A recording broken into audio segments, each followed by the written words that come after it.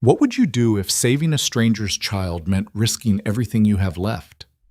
Tonight, a broke waitress with a dying daughter finds $3,000 in cash, enough to save her baby's life. But the man who left it behind is Chicago's most feared crime lord, and he's just received the call every parent dreads. In 60 seconds, Lena Brooks will make a choice that changes two families forever. Will she take the money and run, or will she do something that even the most powerful man in the city never expected? Stay with me until the end of this story. Hit that like button and comment what city you're watching from so I can see how far this journey travels. The rain came down in sheets that Tuesday night, turning Michigan Avenue into a river of neon reflections and black asphalt. Inside Celestia, Chicago's most exclusive restaurant, the chandeliers cast golden light across white tablecloths and crystal glasses, creating an island of warmth against the storm outside. Lena Brooks moved between tables with practiced efficiency, her uniform pressed despite being 3 years old, her smile professional despite the exhaustion pulling at her bones. She was 32 but felt 50. Single motherhood and poverty had a way of aging a person from the inside out. More water for table 7, she murmured to herself, refilling glasses with the kind of invisible grace that good waitresses mastered, present enough to be helpful, invisible enough not to intrude. The customers at table 7 barely glanced at her. They never did. Lena had learned long ago that to wealthy people, service workers were like furniture, useful, necessary, but not quite human. She didn't mind. Invisibility had its advantages. Lena, Marco, the floor manager, caught her elbow as she passed. His face was tight with the particular stress that came from managing a restaurant where a single meal cost more than most people's weekly paycheck. Table 12 needs attention. VIP. Very VIP. Whatever he wants, he gets it. Understood? Lena nodded, glancing toward table 12. The man sitting there didn't look like the usual clientele. He was younger, maybe late 30s, with dark hair and darker eyes, wearing a suit that probably cost more than her car. But it wasn't the expensive clothes that made her pause. It was the stillness around him. 3 other men sat at nearby tables, not eating, just watching. Security, she realized. Heavy security. Who is he? She asked quietly. Marco's face went pale. Someone you don't ask questions about. Just smile, be polite, and forget you ever saw him. Clear? Crystal clear. Lena had lived in Chicago long enough to recognize the architecture of power and fear. She approached table 12 with her most professional smile, notepad ready. Good evening, sir. Can I start you with something to drink? The man looked up, and Lena felt the full weight of his attention. His eyes were the color of coffee, sharp and assessing.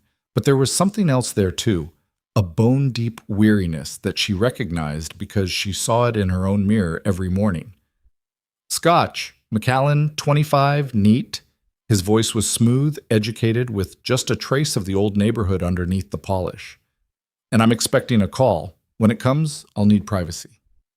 Of course. Lena moved to leave, but something made her pause. Maybe it was the way his hand trembled slightly as he checked his phone. Maybe it was the haunted look in his eyes. Is everything all right, sir? It was a stupid question. You didn't ask powerful men if they were okay, but the words were out before she could stop them. He stared at her for a long moment, surprise flickering across his features. You always this observant? Occupational hazard. I notice things.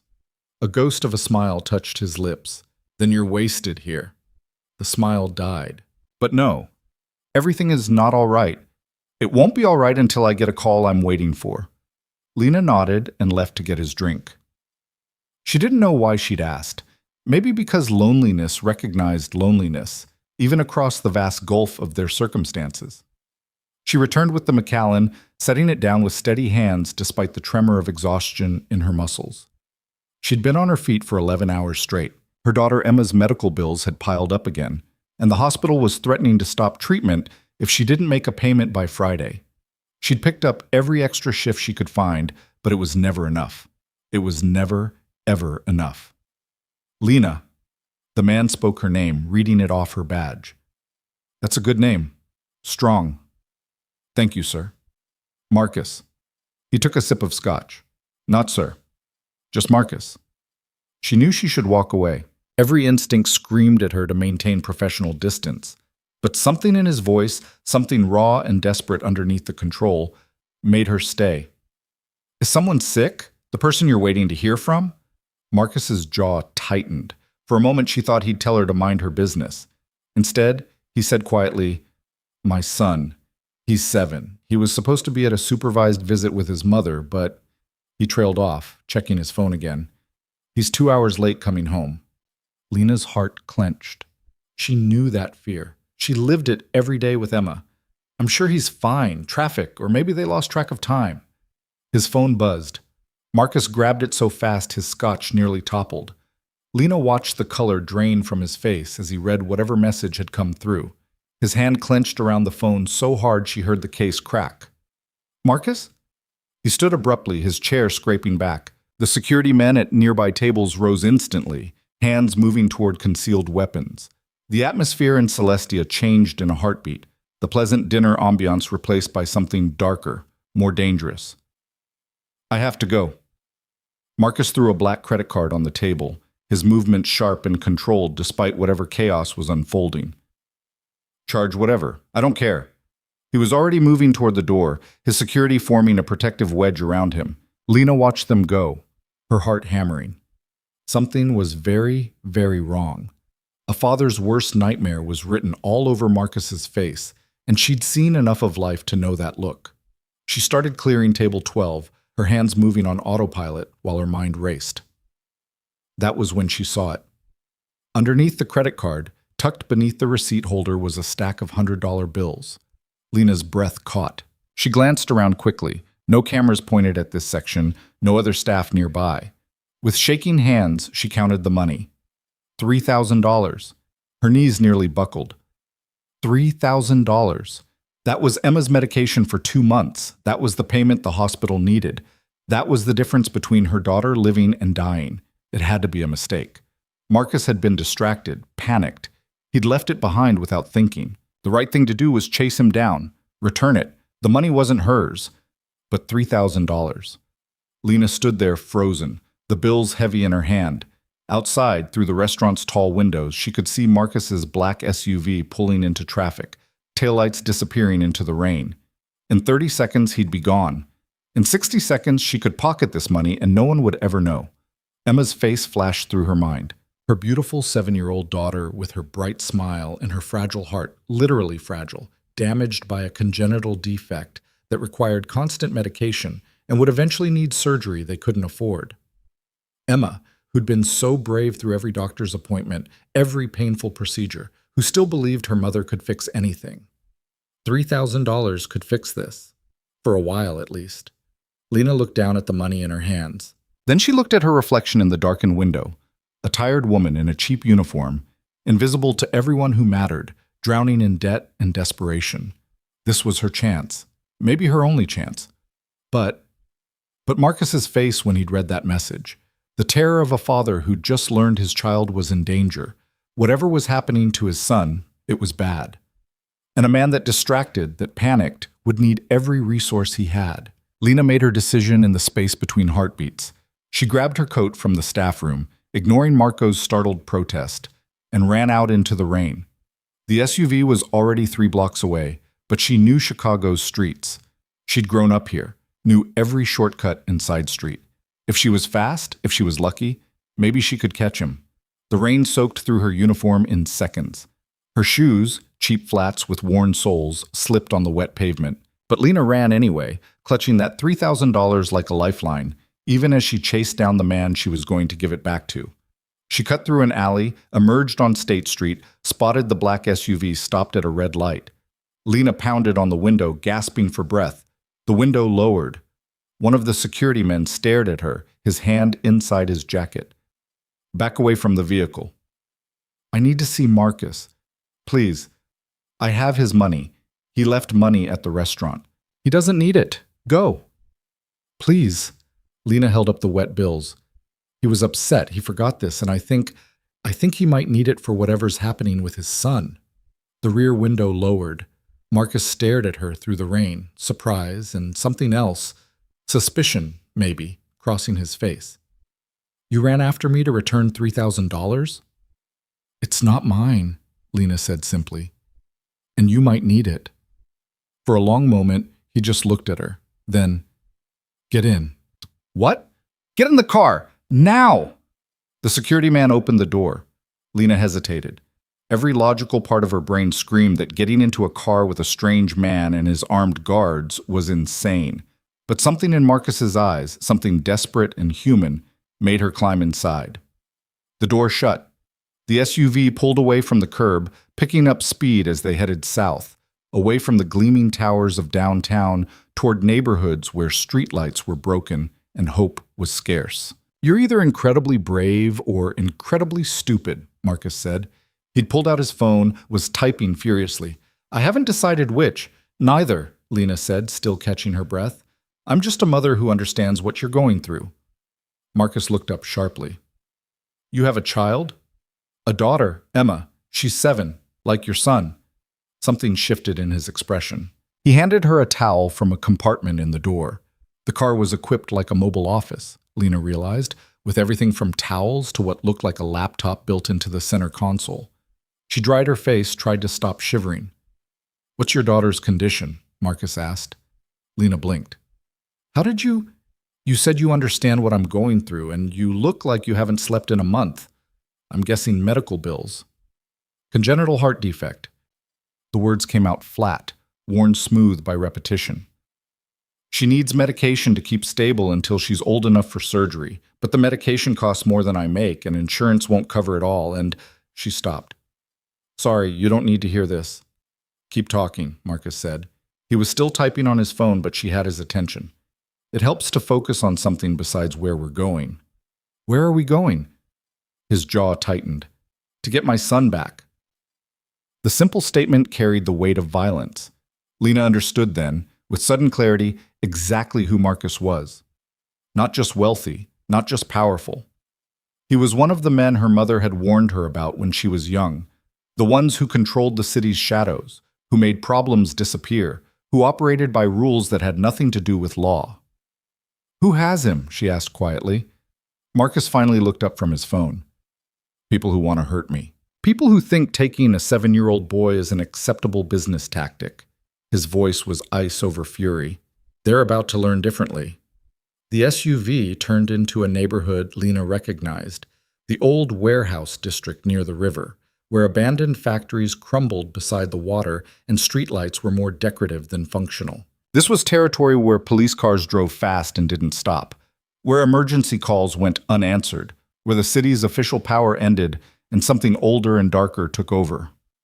You should let me out, Lena said. I don't belong here. Neither does my son. Marcus leaned forward, spoke to the driver. 2 blocks. Kill the lights. The SUV went dark, navigating by ambient city glow. They pulled up beside a massive brick building with broken windows and graffiti-covered walls. But Lena noticed what others might miss. The subtle signs of occupancy. Fresh tire tracks in the mud. A door that looked decrepit but had new hinges. A single window on the 3rd floor with light bleeding through painted-over glass. Security men emerged from 2 other vehicles, moving with military precision. They were armed, Lena saw. Heavily armed. Stay in the car, Marcus ordered. He accepted a gun from one of his men, checked it with practiced efficiency. Lock the doors. If shooting starts, get down and stay down. Marcus, he looked at her then, really looked at her. You came all this way to return money that could save your daughter's life. Why? Lena met his eyes. Because it was the right thing to do. There's no such thing as right and wrong in my world. Only leverage and consequences. Then maybe you're in the wrong world. A ghost of a smile. Maybe I am. He reached into his jacket, pulled out a business card. If something happens to me, call that number. Tell them I said to help you. Your daughter's medical bills, they'll be handled. I don't want... I know, but take it anyway. Marcus stepped out of the SUV. Consider it payment for reminding me that decent people still exist. The door closed. Lena watched through rain-streaked windows as Marcus and his team approached the warehouse. They moved like shadows, splitting into groups, surrounding the building. She should look away, should close her eyes and wait for this nightmare to end. But she was a mother, and somewhere in that building was another mother's child. Minutes passed like hours. Lena's heart hammered against her ribs. She clutched the business card Marcus had given her, her daughter's future suddenly tied to a stranger's survival. Then she heard it. Not gunfire. Something worse. A child's scream. Lena's body moved before her brain caught up. She was out of the SUV, running toward the warehouse, ignoring the shouts of the driver behind her. That scream had unlocked something primal in her, every protective instinct, every maternal fear, every desperate need to stop a child from suffering. She found a side door hanging crooked on its hinges. Inside, the warehouse was a maze of rusted machinery and collapsed catwalks. Voices echoed from somewhere above, angry men, scared men, and underneath it all, a child crying. Lena climbed crumbling stairs, her wet shoes slipping on metal grating. She could hear Marcus now, his voice carrying through the cavernous space. Let him go. Whatever problem you have, it's with me. The boy has nothing to do with this. That's where you're wrong, DeLuca. A different voice, harsh and triumphant. The boy has everything to do with this. You took something from us. Now we take something from you. Lena reached the third floor and froze. The space had been cleared into a makeshift arena. Marcus stood in the center, surrounded by at least a dozen armed men. His security team was positioned at various points around the room, but they were outnumbered and outgunned. And there, held by a massive man with a scarred face, was a small boy with dark hair and terrified eyes. Marcus's son. The boy was crying, struggling against the hands that held him. The scarred man had a gun pressed against the child's head. You have 30 seconds to decide, DeLuca, Scarface said. Your empire or your son. Walk away from everything you've built, sign over all your territories, all your holdings, or I put a bullet in his brain. Marcus had gone very still. Lena recognized that stillness. It was the same frozen shock she'd felt when the doctor first told her about Emma's condition, when the world tilted and nothing made sense anymore. You know I can't do that, Marcus said. His voice was steady, but Lena could hear the hairline fractures in it. If I give you everything, you'll kill us both anyway. Maybe. Maybe not. But if you don't, I'd definitely kill him. 20 seconds. Lena saw Marcus's hand twitch toward his gun, saw the dozen fingers tighten on triggers around the room. If he drew, everyone would die, including the boy. Marcus seemed to realize this too. Slowly, carefully, he raised his hands. All right, he said. All right, you win. And then impossibly, Marcus DeLuca, the feared crime lord, the man who controlled half of Chicago's underworld, dropped to his knees. Please, he said, and the word cracked like broken glass. Please don't hurt my son. I'll give you anything, everything. Just let him go. The scarred man laughed. Look at the mighty Marcus DeLuca, begging like a dog. He pressed the gun harder against the boy's temple. The child whimpered. 10 seconds. Lena watched a father destroy himself to save his child. Watched him offer up his entire world, his power, his pride, everything that made him who he was, for the slim chance that his son might live. She understood that choice, would make the same one for Emma without hesitation. But she also saw what Marcus couldn't from his position on the floor.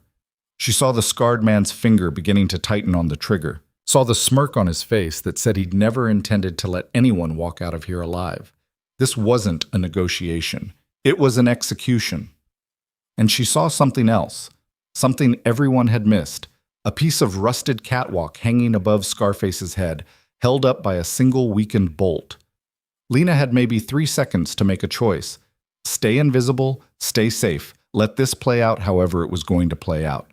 Or do something stupid, reckless, and possibly suicidal. She thought of Emma, thought of Marcus's son, thought of every time in her life she'd played it safe, stayed small, let fear make her decisions. Not today. Lena grabbed a piece of pipe from the debris beside her and swung it as hard as she could at the bolt. Metal screamed. The catwalk section broke free, 20 feet of rusted steel crashing down directly onto Scarface. He went down hard, his gun firing wild, the bullet sparking off machinery. The boy fell free, hitting the ground and scrambling away. Chaos erupted. Gunfire exploded through the warehouse. Marcus was moving before the catwalk finished falling, his weapon out, firing with surgical precision. His security team opened up from their positions. The rival gang scattered, some shooting back, others diving for cover. Lena couldn't see the boy anymore.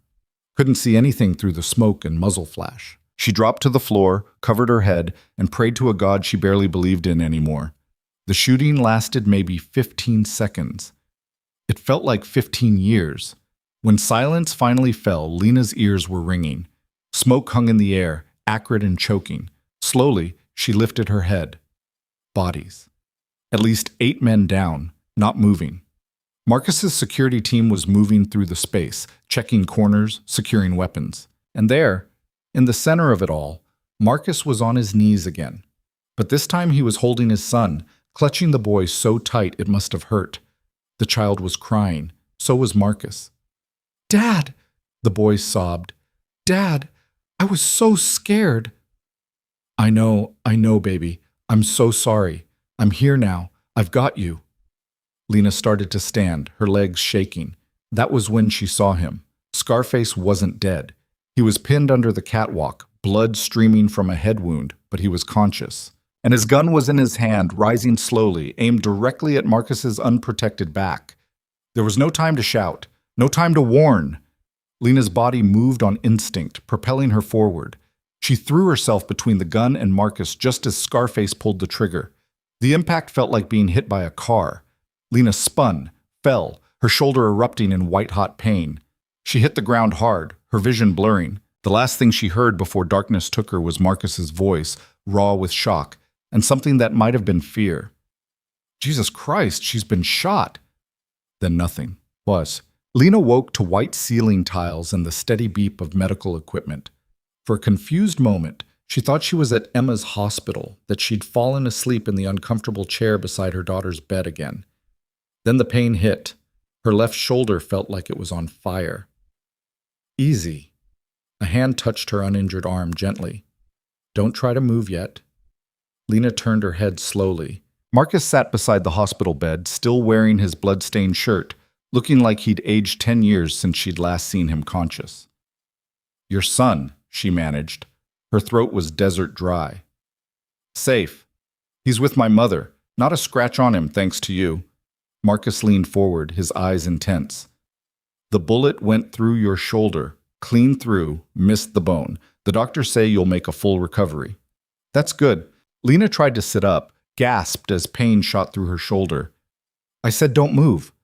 Marcus stood, adjusted her pillows so she could recline more comfortably. "You took a bullet for me and my son. Why?" "I didn't really think about it. That's what I figured." He sat back down, studying her face like she was a puzzle he couldn't solve. Lena Brooks. Single mother, works 3 jobs to pay medical bills. No criminal record, not even a parking ticket. Everyone I talk to says the same thing. You're quiet, responsible, you keep your head down and stay invisible. "You investigated me?"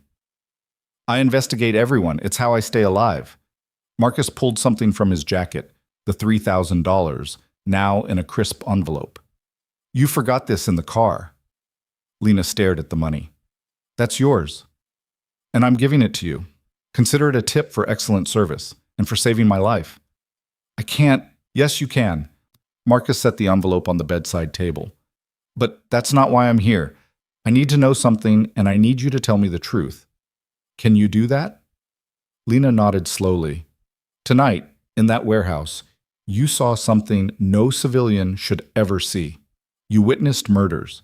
You can identify faces, describe what happened, testify in court if anyone ever asks." He paused.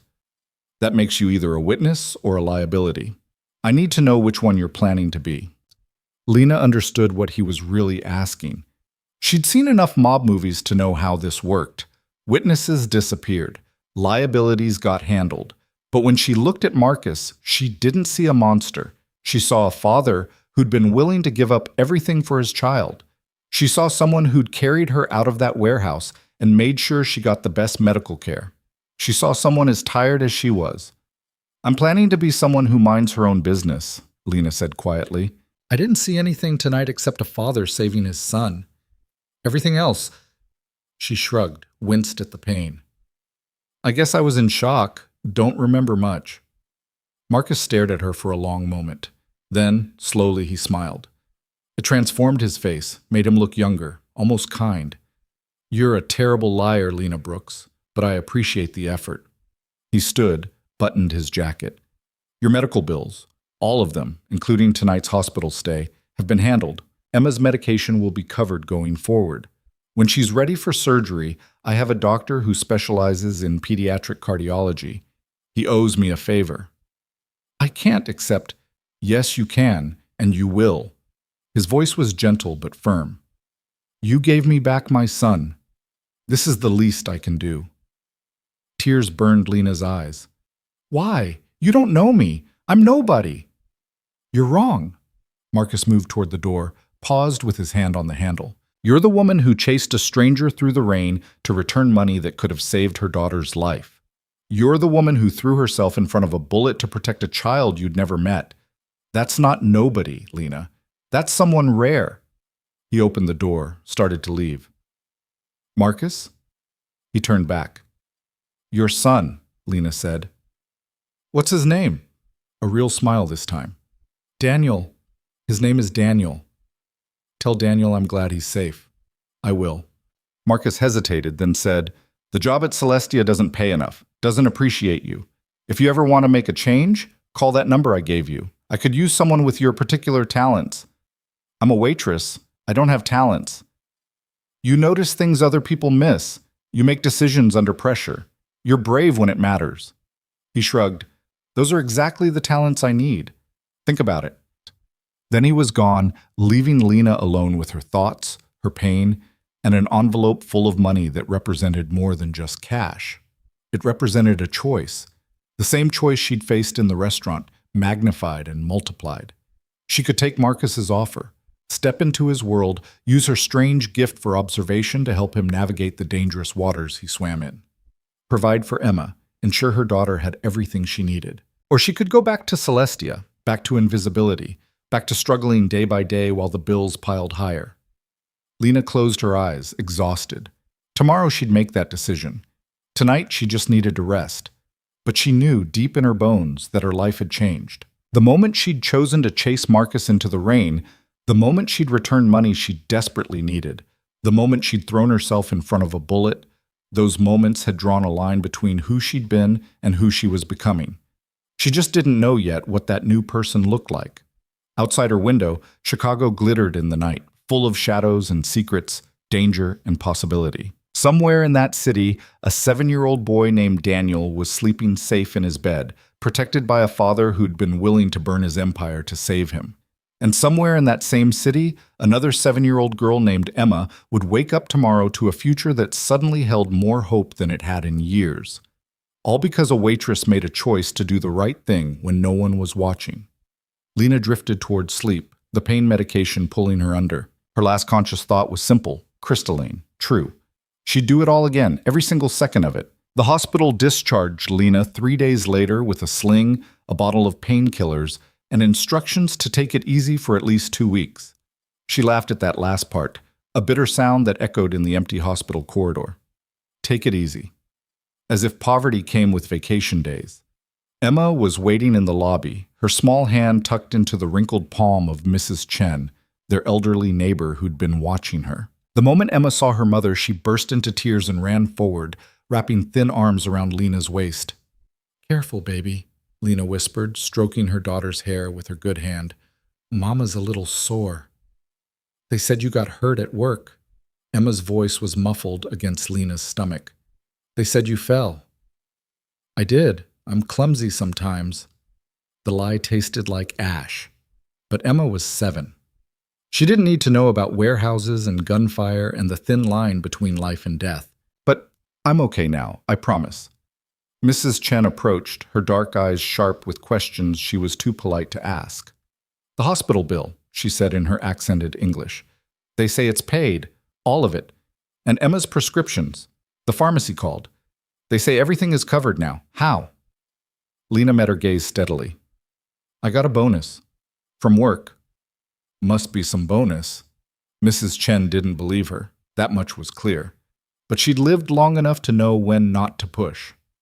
You need rest. I make soup. Bring it over later. Thank you. For everything. The old woman nodded and shuffled away, leaving Lena alone with her daughter, and the weight of choices she'd made. They took the bus home, Emma chattering about school and her friends and an art project she was working on. Normal things. Beautiful, ordinary, precious things.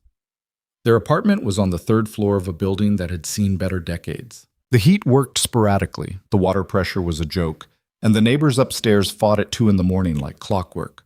But it was home. It was safe. It was theirs. Lena settled Emma in front of the television with her homework and went to the kitchen to figure out dinner. That was when she saw the envelope on the counter. Thick, cream-colored, expensive. Her name written across the front in elegant script. Her heart started pounding. She knew that envelope, had last seen it on her hospital bedside table. Inside was the $3,000, and beneath it, a note written in the same elegant hand. You forgot this. Again. Also check your bank account. Consider it compensation for pain and suffering. The offer still stands if you want something more permanent. M. Lena's hands shook as she pulled out her phone and logged into her banking app. She had to read the balance 3 times before it registered. $50,000. She sat down hard on one of their mismatched kitchen chairs, staring at the number. $50,000. More money than she'd seen in her entire life. Enough to cover Emma's medication for a year, enough to pay off their debts, enough to breathe. Mama? Emma appeared in the doorway. Are you crying? Lena touched her face, surprised to find tears. Happy tears, baby. Just happy tears. That night, after Emma fell asleep, Lena stood at her bedroom window looking out over Chicago's glittering skyline. Somewhere out there, Marcus DeLuca was living his life, making deals, running his empire, being a father to Daniel. He'd paid her off, cleared her debts, given her breathing room. The question was, what did he expect in return?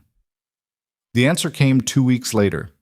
Lena had returned to work at Celestia, her arm still in a sling but functional enough for light duty. Marco had been surprisingly understanding about her absence, though she suspected a phone call from someone important had smoothed that over. She was working the lunch shift when one of Marcus's security men walked in.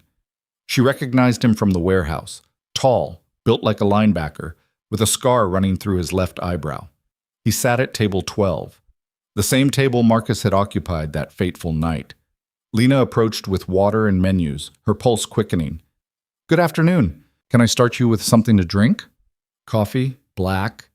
His voice was a rumble. And Mr. DeLuca would like to speak with you. Tonight, 7 o'clock. He slid a card across the table. An address in Lincoln Park, one of Chicago's wealthiest neighborhoods. He'll send a car. I can't. I have my daughter. Taken care of. Mrs. Chen has agreed to watch her. You'll be home by 9. The man's expression softened slightly. It's not a request, but it's not a threat either. He just wants to talk. After he left, Lena stared at the address. She could refuse, could throw the card away, ignore the summons, go back to her invisible life. But $50,000 had bought Marcus the right to a conversation at minimum. And if she was being honest with herself, she was curious. The car arrived at 6:30, a town car this time, not the armored SUV. The driver was polite and silent, navigating through evening traffic with professional efficiency. They pulled up to a brownstone that probably cost more than Lena would earn in 10 lifetimes. Ivy climbed the brick facade, and warm light glowed from tall windows. Marcus answered the door himself, wearing jeans and a sweater that made him look younger, more approachable. Lena, thank you for coming. Did I have a choice? A ghost of a smile. There's always a choice. Come in. The interior was elegant but surprisingly warm. Lived-in furniture, children's drawings on the refrigerator, a forgotten action figure on the coffee table. This wasn't a showplace. This was a home. Daniel's asleep upstairs, Marcus said, following her gaze to a framed crayon drawing of what might have been a dinosaur. He wanted to stay up to thank you, but bedtime is non-negotiable in this house. You're a single father? His mother and I divorced 3 years ago. She has visitation rights, supervised only after... He trailed off. That's a long story. Can I get you something? Coffee? Wine? Water's fine. They settled in his study, a book-lined room that smelled of leather and old paper. Marcus poured her water from a crystal decanter, then sat across from her in a wingback chair that had clearly been sat in 1,000 times before. I want to offer you a job, he said without preamble. But before I do, I need you to understand exactly what I'm asking. Can you handle that? Lena nodded, though her heart was racing. My business is complicated. Officially, I run import-export companies, real estate holdings, investment portfolios. All legal, all taxed, all above board. He paused. Unofficially, I inherited an organization from my father, one that operates in the spaces between legal and illegal. Protection, gambling, certain distribution channels. I've spent the last 5 years trying to transition everything legitimate, but it's slow work, and there are people who resist that change. Like the men who took Daniel. Exactly. They see my moves toward legitimacy as weakness, as betrayal of the old ways.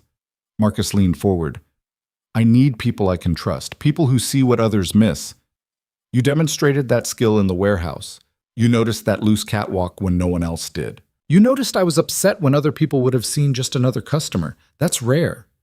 You want me to spy for you? I want you to observe. To be my eyes in places I can't go. Social events, business meetings, charity functions. You'd blend in, notice things, report back. Nothing dangerous, nothing illegal. Lena laughed, a sharp sound. You're asking a waitress to infiltrate high society. I'm asking a woman who's invisible to wealthy people to use that invisibility strategically. Marcus pulled a folder from his desk, opened it.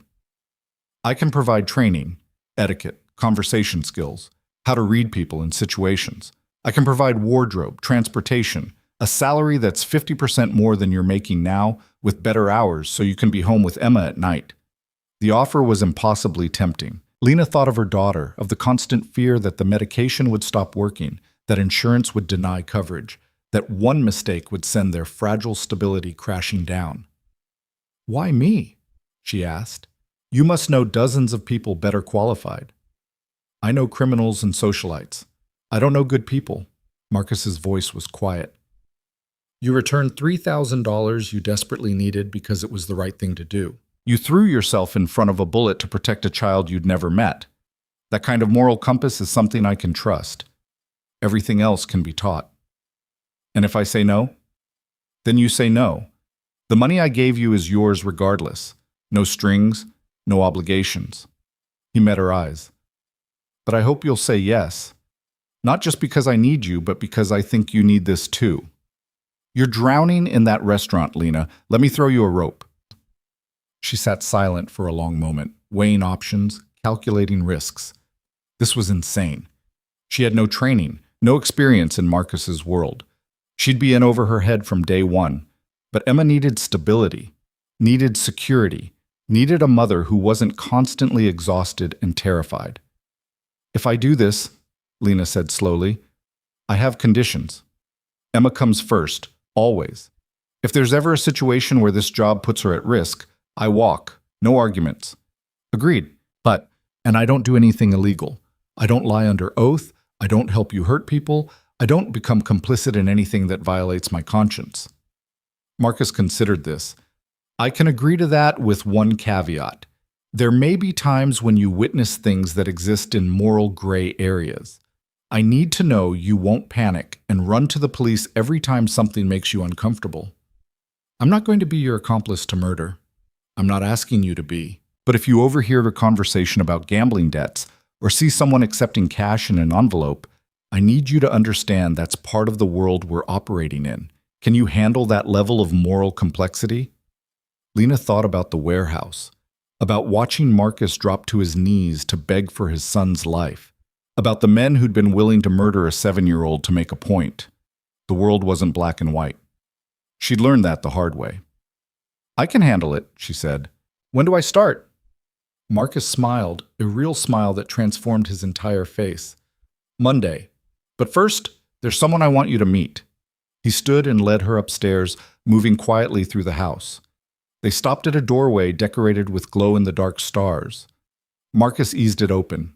Daniel was asleep in a race car bed, his dark hair messy against the pillow, one arm wrapped around a stuffed dragon. He looked so small, so vulnerable, so perfectly, wonderfully alive. Thank you, Marcus whispered, for giving him back to me. Lena felt tears prick her eyes. Any parent would have done the same. No, they wouldn't have. Most people would have taken the money and run. You're different. They went back downstairs. Marcus walked her to the door, handed her another envelope.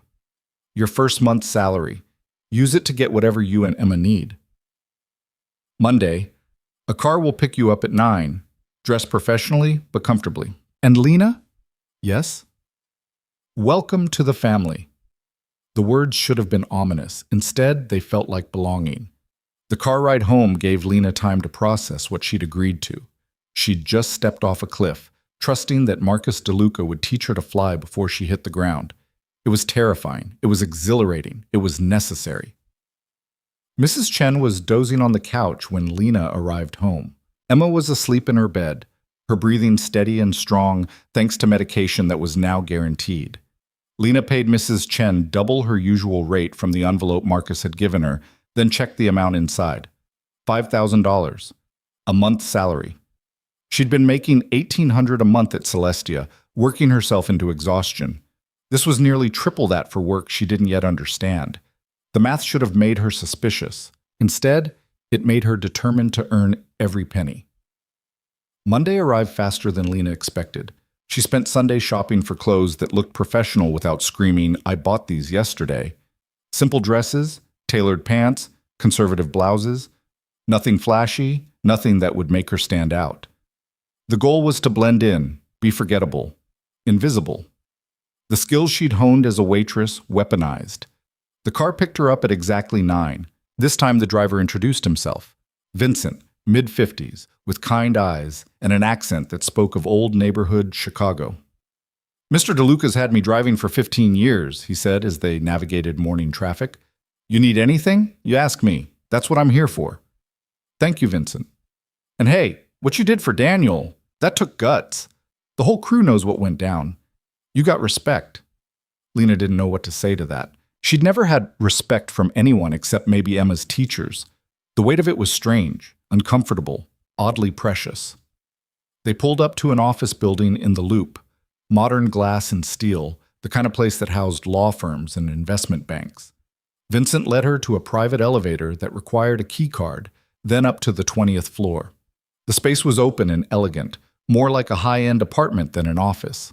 Floor-to-ceiling windows overlooked the city, modern art on the walls, and everywhere people working at computers, talking on phones, moving with purpose. Marcus emerged from a conference room, now back in his uniform of expensive suits and controlled power. "Lena, good. Come meet the team." Over the next hour, she was introduced to a dozen people: accountants, lawyers, IT specialists, security personnel. All of them legitimate employees of DeLuca Enterprises.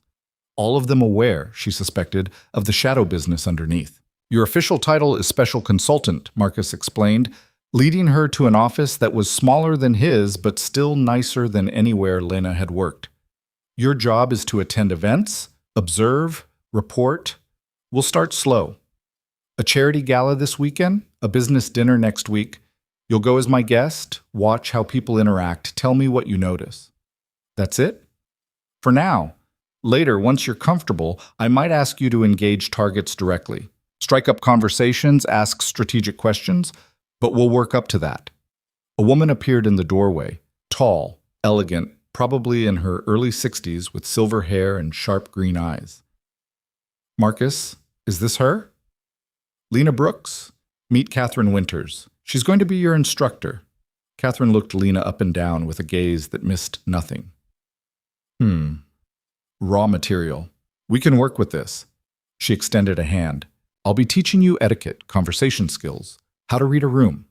Think of me as your finishing school professor, except instead of preparing you for society, I'm preparing you to infiltrate it." "I don't?" "Of course you don't. That's why I'm here."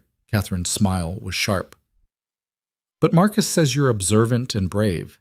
That's more than I can say for most of the vapid socialites I used to train. Come, we have work to do." The next 4 days were a crash course in a world Lena had never imagined entering. Catherine taught her which fork to use when, how to make small talk without revealing anything meaningful, how to ask questions that seemed innocent but extracted information.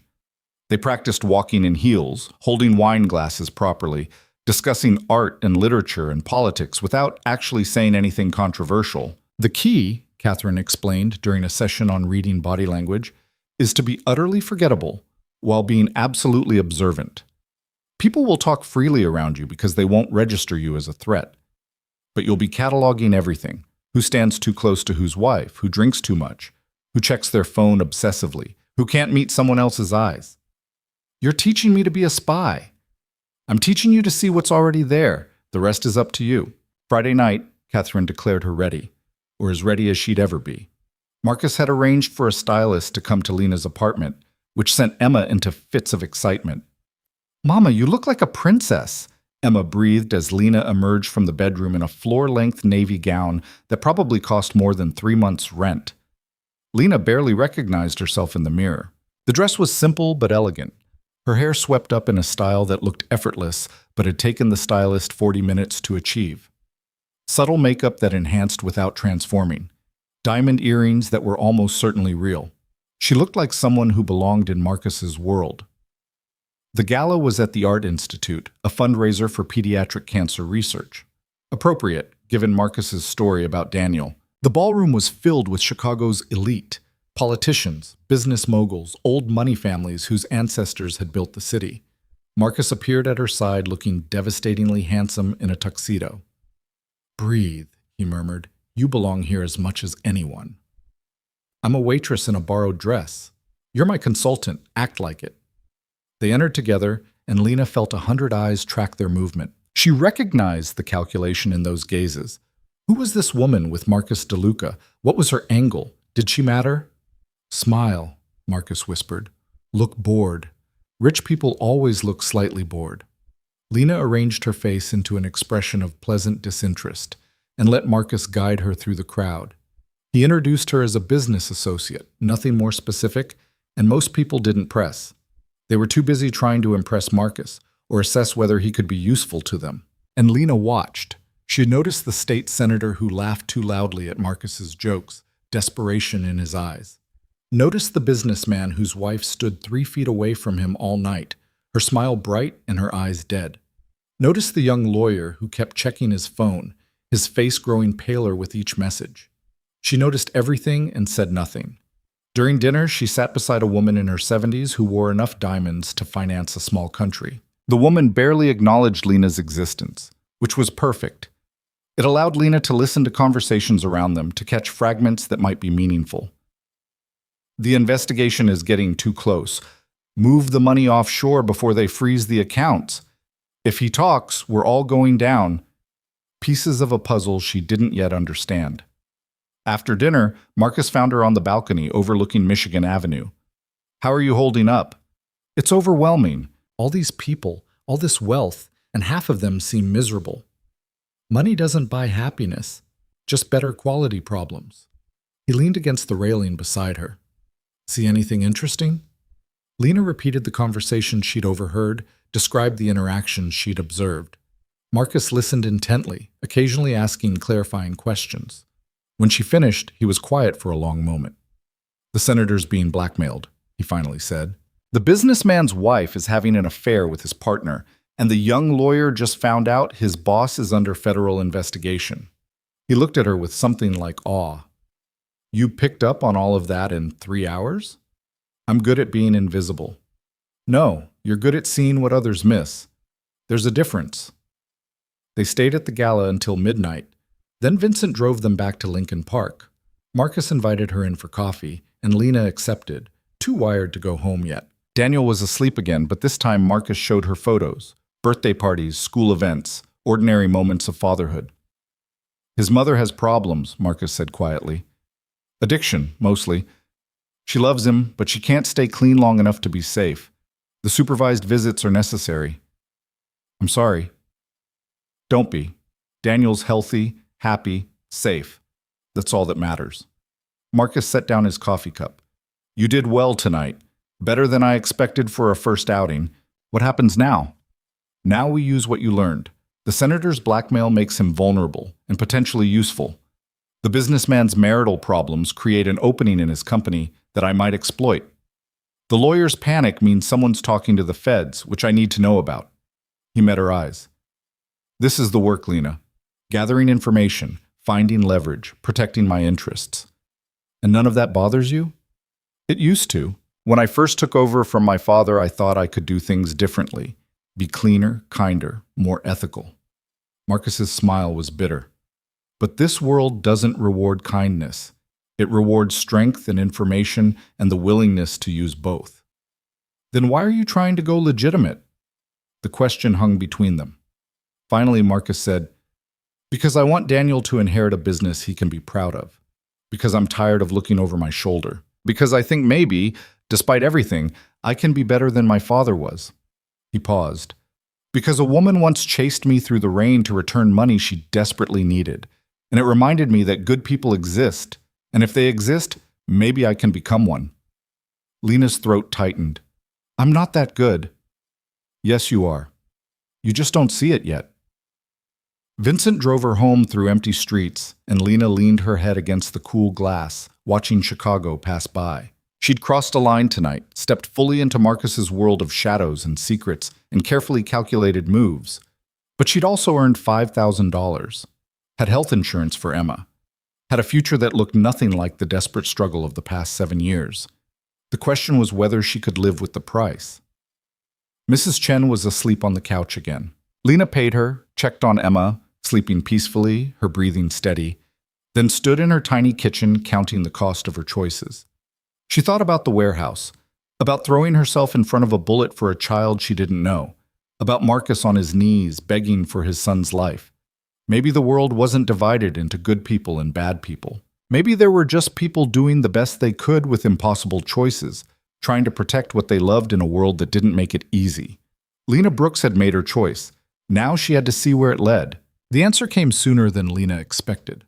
3 weeks into her new role, she'd settled into a rhythm that felt surreal. Morning strategy sessions with Marcus, afternoons learning the intricacies of his business empire, evenings at home with Emma. The money was real, the work was challenging, and for the first time in years, Lena could breathe without the constant weight of financial terror crushing her chest. Then everything changed on a Tuesday afternoon. She was in Marcus's office reviewing profiles of attendees for an upcoming charity auction when his phone rang. She watched his face transform as he listened, watched color drain from his skin, watched his hand grip the phone so tight his knuckles went white. When? His voice was deadly calm. How long do we have? A pause. Then, get everyone to the safe house. Now, I'll be there in 20 minutes. He ended the call and stood, his movements controlled but urgent. Lena, I need you to go home, right now. Pack a bag for you and Emma, enough for 3 days. Vincent will pick you up in 15 minutes. What's happening? There's a problem, a big one.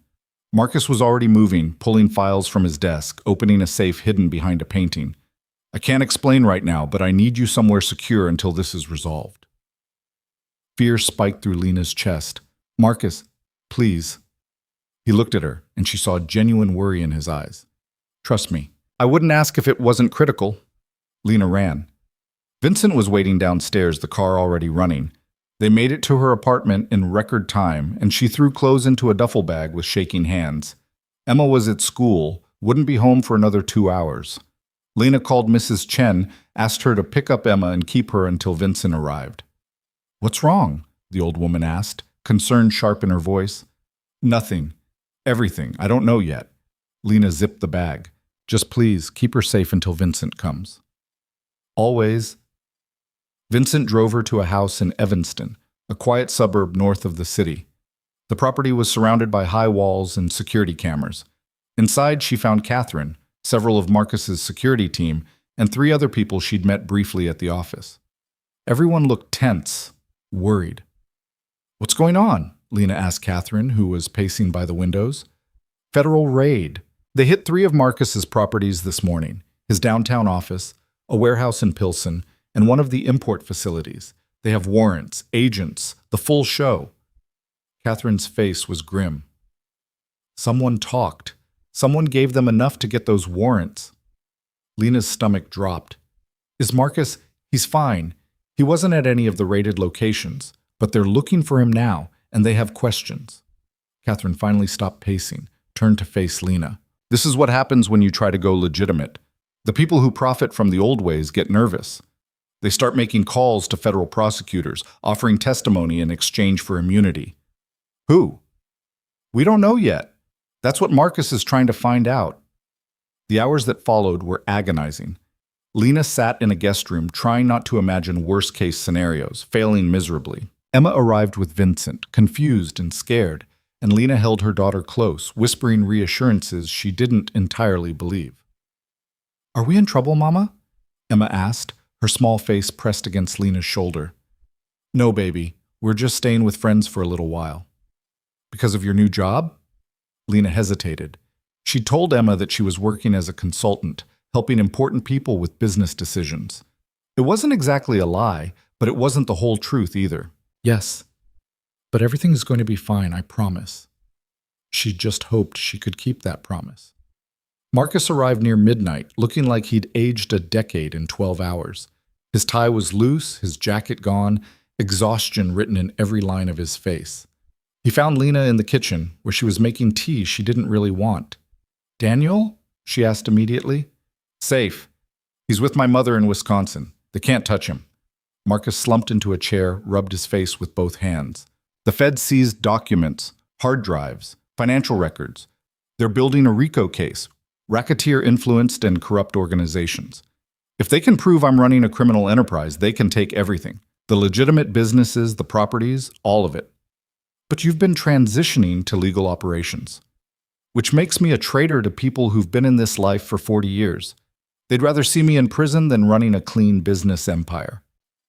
He looked at her, and she saw something that looked like desperation in his eyes. "I have a mole somewhere in my organization. Someone feeding information to the feds, helping them build their case, and I need to find out who before they destroy everything I've built." Lena sat down across from him. "How can I help?" "You can't. This is too dangerous, Marcus." She reached across the table, took his hand. "You pulled me into this world. Let me help you navigate it." He stared at their joined hands for a long moment. Then, "There's a meeting tomorrow night.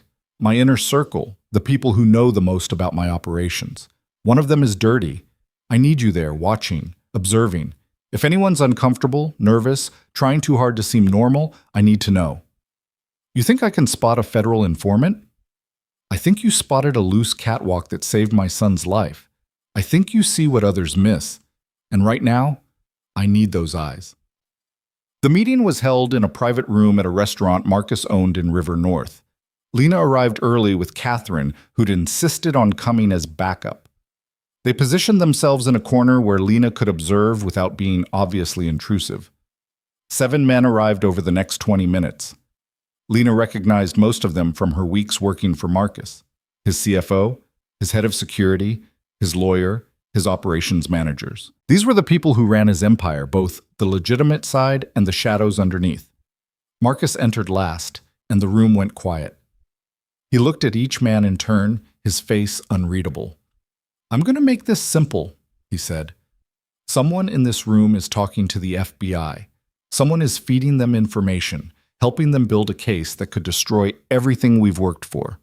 I'm giving that person one chance to come forward now. Admit it, and we'll work something out. Stay silent, and when I find you, and I will find you, the consequences will be severe." Silence. Lena watched each face carefully. The CFO looked angry, his jaw tight. The head of security seemed calm, almost bored. The lawyer was sweating, but that could just be nerves. The operations managers exchanged glances, then looked away. "No one?" Marcus's voice was soft, dangerous. "Then let me tell you what I know. The feds have detailed financial records from the past 18 months. They have shipping manifests from operations that were supposed to be completely confidential. They have transcripts of conversations that only people in this room should know about." He pulled out a folder, opened it. "They know about the Montenegro deal. They know about the restructuring of the protection territories. They know about the offshore accounts we set up to clean money before transitioning it to legitimate holdings." The room erupted. Men talking over each other, denying involvement, accusing others. Lena watched it all, filtering out the noise, focusing on the details Catherine had taught her to notice. The CFO's anger was genuine, his face flushed, his hands gesturing emphatically. The head of security remained unnaturally calm, but his eyes kept darting to the door. The lawyer had stopped sweating, which was interesting. Fear should intensify under pressure, not dissipate. One of the operations managers, a man named Russo, couldn't stop fidgeting with his wedding ring, twisting it around and around. Enough! Marcus's voice cut through the chaos. We're going to figure this out, together or separately, but we're going to find the rat. Anyone who has information they want to share privately can see me after this meeting. Otherwise, we proceed as planned with increased security protocols. No one discusses business on phones. No one meets with anyone we haven't vetted, and everyone's financials get audited, mine included. The meeting dissolved after that. Men filed out in small groups, their conversations hushed and tense. Lena stayed in her corner processing what she'd seen. Marcus appeared beside her. Well? You're head of security. Lena spoke quietly. He was too calm. Everyone else was angry or nervous or defensive. He was watching you like he was waiting for something. Carlo's been with me for 12 years, which means he knows everything, which makes him either completely loyal or the perfect informant. Lena paused. And Russo, the one who manages your shipping operations. He couldn't stop playing with his wedding ring. That's a self-soothing gesture. He's anxious about something specific. Marcus absorbed this information, his face thoughtful. Carlo's wife has cancer, stage 4. Treatment costs are astronomical even with insurance. Desperate people make desperate choices. And Russo's daughter just got into Yale, full tuition, which he can't afford on his salary. Marcus pulled out his phone, sent a quick text. I'll have both of them followed, see who they're meeting with, where they're going. Marcus, if you're wrong, I know, but if I'm right and I do nothing, I lose everything. He looked at her. You should take Emma and leave Chicago for a while, until this is resolved. I can arrange. No. Lena's voice was firm. I'm not running. You gave me a chance when I needed it most. I'm not abandoning you now. Something shifted in Marcus's expression. Surprise, maybe, or gratitude, or something deeper that neither of them was ready to name. You're either very brave or very foolish. You said that once before. Still haven't decided which. The investigation moved quickly after that. Marcus's people followed Carlo and Russo, documented their movements, tracked their communications. 3 days later, they had their answer. It was Russo. He'd been meeting with FBI agents twice a week for the past 4 months, feeding them information in exchange for immunity and financial assistance for his daughter's education. The betrayal cut deep. Russo had been with Marcus since the beginning, had been trusted with sensitive operations, had sat at family dinners. What are you going to do? Lena asked when Marcus told her. They were in his office, late at night, the city glittering beyond the windows. Officially, I'm going to have my lawyer negotiate his cooperation with the prosecutors. Minimize the damage, try to work out a deal where the legitimate businesses stay intact. Marcus's voice was hollow. Unofficially, I'm going to make sure everyone knows what happens to people who betray family. You're going to kill him. No. Marcus looked at her, and she saw the weight of leadership in his eyes, the impossible choices, the compromises that chipped away at your soul. I'm going to ruin him, his reputation, his relationships, his ability to ever work in this city again. By the time I'm done, he'll wish I'd killed him. But I won't. Because Daniel doesn't need a father who commits murder. Lena understood then the tightrope Marcus walked, trying to be ruthless enough to survive in his world while remaining human enough to be a good father. It was an impossible balance, and it was breaking him slowly. Let me talk to him, she said. Marcus stared at her. What? Let me talk to Russo. Before you destroy his life, let me understand why. You know why. His daughter's education, that's the what, not the why. There's a difference. Lena stood, moved to the window. You're trying to go legitimate. You're trying to be better than your father. Maybe understanding why your people betray you is part of that process. Marcus was quiet for a long time. Finally, 20 minutes, that's all you get, and I'm sending security with you. They brought Russo to a neutral location, a warehouse that Marcus owned but rarely used, empty except for a table and 2 chairs. The man looked terrified when Lena walked in, his face pale, his hands shaking. You're the waitress, he said, the one from the warehouse. I'm a consultant now. Sit down, Mr. Russo. He sat. Lena took the chair across from him, studied his face. He was maybe 50, with graying hair and kind eyes that were currently filled with panic. "I know what you did," Lena said quietly. "I know you've been cooperating with the FBI. I know you betrayed Marcus. What I don't know is why." "My daughter, Yale." "Yes, I know, but Marcus could have helped with that. He has scholarship funds, connections, resources. You could have asked." Russo's face crumpled. "You don't understand. When you work for Marcus, you don't ask for help. You show strength. You handle your problems. You never, ever show weakness. My daughter deserved better than what I could give her. The FBI offered me a way to provide that." "By destroying the man who employed you for 15 years? "By getting out." Russo's voice cracked. "Do you know what it's like living in this world? Always looking over your shoulder, always wondering if today's the day someone decides you know too much, or you're a liability, or you looked at the wrong person wrong. I wanted out. I wanted my daughter to have a life that had nothing to do with this." Lena leaned back, processing. "So you took the coward's way. I took the only way I saw." "No, you took the easy way. The brave thing would have been talking to Marcus, telling him you wanted out, asking for help transitioning to legitimate work. Instead, you stabbed him in the back and justified it by saying you were protecting your daughter." Lena's voice was hard. "I have a daughter too, Mr. Russo. She's 7, she has a heart condition, and for years I could barely afford her medication, but I never once considered betraying someone's trust to pay for it." "Then you're a better person than I am." "No, I just made better choices." Lena stood. "Marcus is going to ruin you, not kill you. He's trying to be better than his father, but ruin you so completely that you'll spend the rest of your life wishing you'd made a different choice. And you know what the worst part is? Your daughter will know. She'll know that her Yale education came at the cost of her father's integrity. That's the legacy you're leaving her." She walked to the door, paused with her hand on the handle. "You could have been part of something better. Marcus is trying to build an empire his son can be proud of. You could have helped with that. Instead, you chose fear." Russo was crying when she left. Marcus was waiting outside, his face unreadable. "What did you learn?" "That fear makes people stupid. That desperation doesn't justify betrayal. That you need to create better channels for your people to ask for help without feeling weak." Lena met his eyes. "And that you're going to lose everything you're building if you don't start trusting the people around you. Trust is a luxury I can't afford." "Then you've already lost." The words hung between them, sharp and true. Marcus looked away first. "The feds are offering a deal," he said. "Russo testifies about the old operations, the illegal stuff my father set up, and they leave the legitimate businesses alone. I keep my empire, stay out of prison, but my reputation takes a hit. And Russo? Witness protection, new identity. His daughter never knows what he did." Marcus's laugh was bitter. "He wins. Despite everything, he wins." "No one wins in this scenario." Lena touched his arm gently.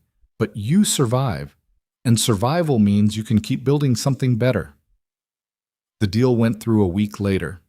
The FBI got their case against the remnants of the old organization.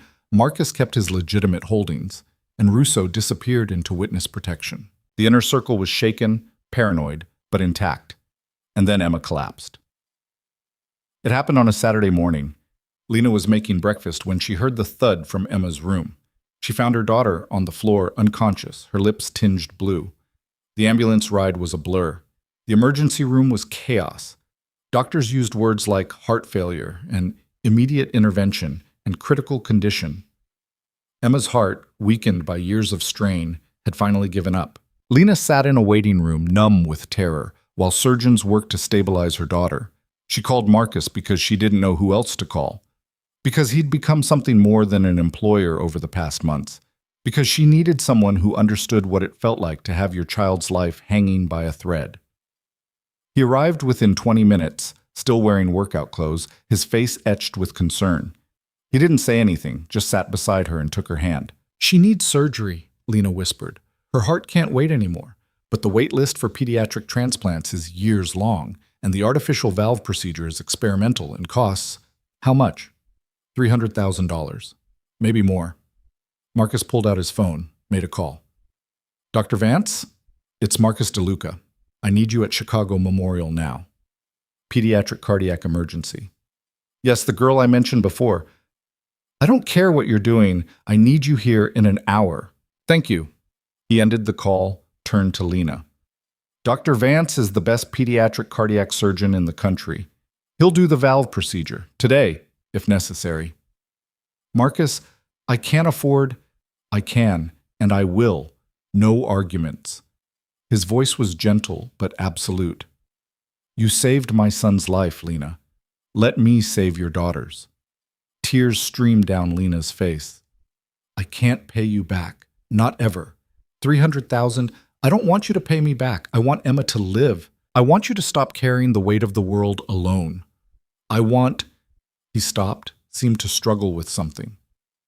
I want to help. Please let me help. Dr. Vance arrived 45 minutes later, examined Emma, and confirmed that she needed immediate surgery. The procedure would take 8 hours, maybe more.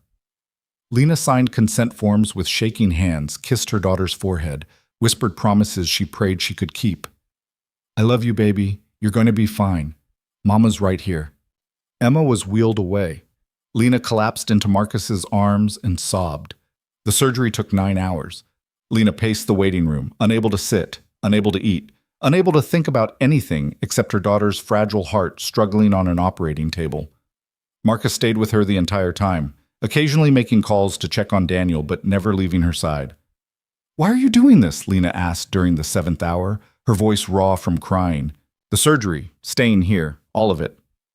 Marcus was quiet for a moment. When they took Daniel, when I thought I might lose him, I realized that nothing else mattered. Not the empire, not the money, not the power, just him, just making sure he was safe and happy and alive. He looked at her with something painful in his eyes. You understand that. You live it every day. And I guess I wanted you to know that you don't have to live it alone anymore. I barely know you. You know me better than most people. You know what I've done, what I'm trying to become, what I'm afraid of losing. That's more than my own family knows. Before Lena could respond, Dr. Vance emerged from surgery. His face was tired but satisfied. She's stable. The valve is functioning perfectly. Barring complications, Emma should make a full recovery. Lena's knees buckled. Marcus caught her, held her up while she cried tears of relief and gratitude and exhaustion. She'll need monitoring for the next 72 hours, Dr. Vance continued. But I'm optimistic. Your daughter is a fighter, Miss Brooks. Can I see her?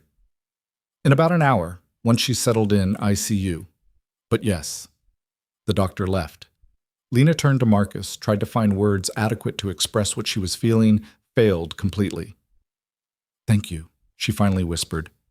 Thank you for giving me my daughter back. Marcus cupped her face gently, wiped away her tears with his thumbs. You gave me my son. This is the least I could do. They stood like that for a long moment, something unspoken building between them. Gratitude and understanding, and the beginning of something that looked like trust, like partnership, like the foundation of something neither of them had expected to find. Emma survived the critical period. 3 days later, she was moved to a regular room, color returning to her cheeks, her smile bright despite the tubes and monitors. Lena barely left her side, sleeping in an uncomfortable chair, eating when nurses forced food on her. Marcus visited every day, bringing books and puzzles for Emma, bringing coffee and encouragement for Lena. Daniel came once, shy and curious, and the two 7-year-olds bonded over their shared experience of hospitals and fear and brave parents who would do anything to protect them. Your dad saved my mom, Emma told Daniel seriously. She was sad all the time before. Now she smiles more. Daniel considered this. Your mom saved my dad too. He says she's the bravest person he knows. The children's simple truth made Lena's throat tight. 2 weeks after the surgery, Emma was discharged with excellent prognosis and strict follow-up protocols. Lena brought her home to their small apartment, which suddenly felt different. Not shabby and insufficient, but cozy and safe and full of possibility. That night, after Emma fell asleep, Lena stood at her kitchen window looking out at Chicago's skyline. She thought about the woman she'd been 3 months ago, desperate, exhausted, drowning. She thought about chasing Marcus through the rain, about returning money she couldn't afford to lose, about making a choice based on what was right rather than what was easy.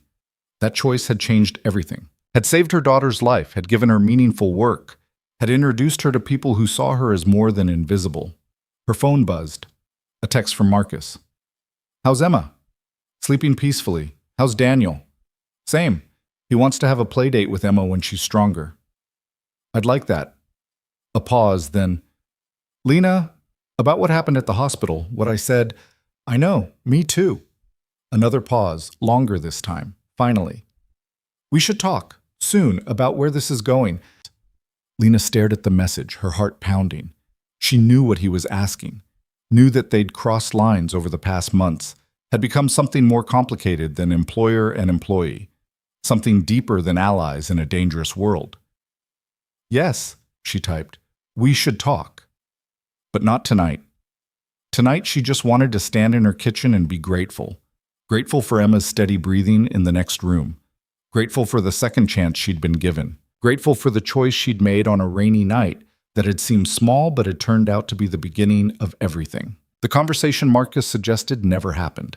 Not the next day or the day after that. Instead, crisis came calling again, this time wearing the face of Marcus's past. Lena was at the office reviewing security footage from one of Marcus's restaurants when Catherine burst through the door, her usually composed face tight with alarm. "We have a problem. Marcus needs you at the house. Now." "What's wrong?" His ex-wife showed up. She's demanding to see Daniel, claiming she's clean and wants to renegotiate custody, and she didn't come alone. The drive to Lincoln Park took 15 minutes that felt like hours. Lena's mind raced through possibilities, none of them good. She'd learned enough about Marcus's ex-wife over the past months to know that her sudden appearance meant trouble. The woman, Nicole, had a pattern of getting clean just long enough to create chaos, then disappearing back into addiction. Vincent pulled up to the house to find 3 cars already parked out front, their occupants' unmistakably legal representation. Marcus stood on the front steps, his body language rigid with controlled fury, facing a woman who must have been beautiful once, but now looked hollowed out by whatever substances she'd been using. "You can't keep me from my son," Nicole was saying, her voice shrill. "I have rights. I'm his mother." "You're a stranger who shares his DNA." Marcus's voice was ice. "You missed his last 3 birthdays. You canceled supervised visits because you were too high to show up. You don't get to walk in here and demand anything." "I'm clean now. 6 months sober. I have documentation." Nicole gestured to one of the men beside her, a lawyer, clearly, with the smug expression of someone who thought they held winning cards. "My attorney says I have grounds to petition for joint custody." Lena approached quietly, taking in the scene. Nicole was thin to the point of fragility.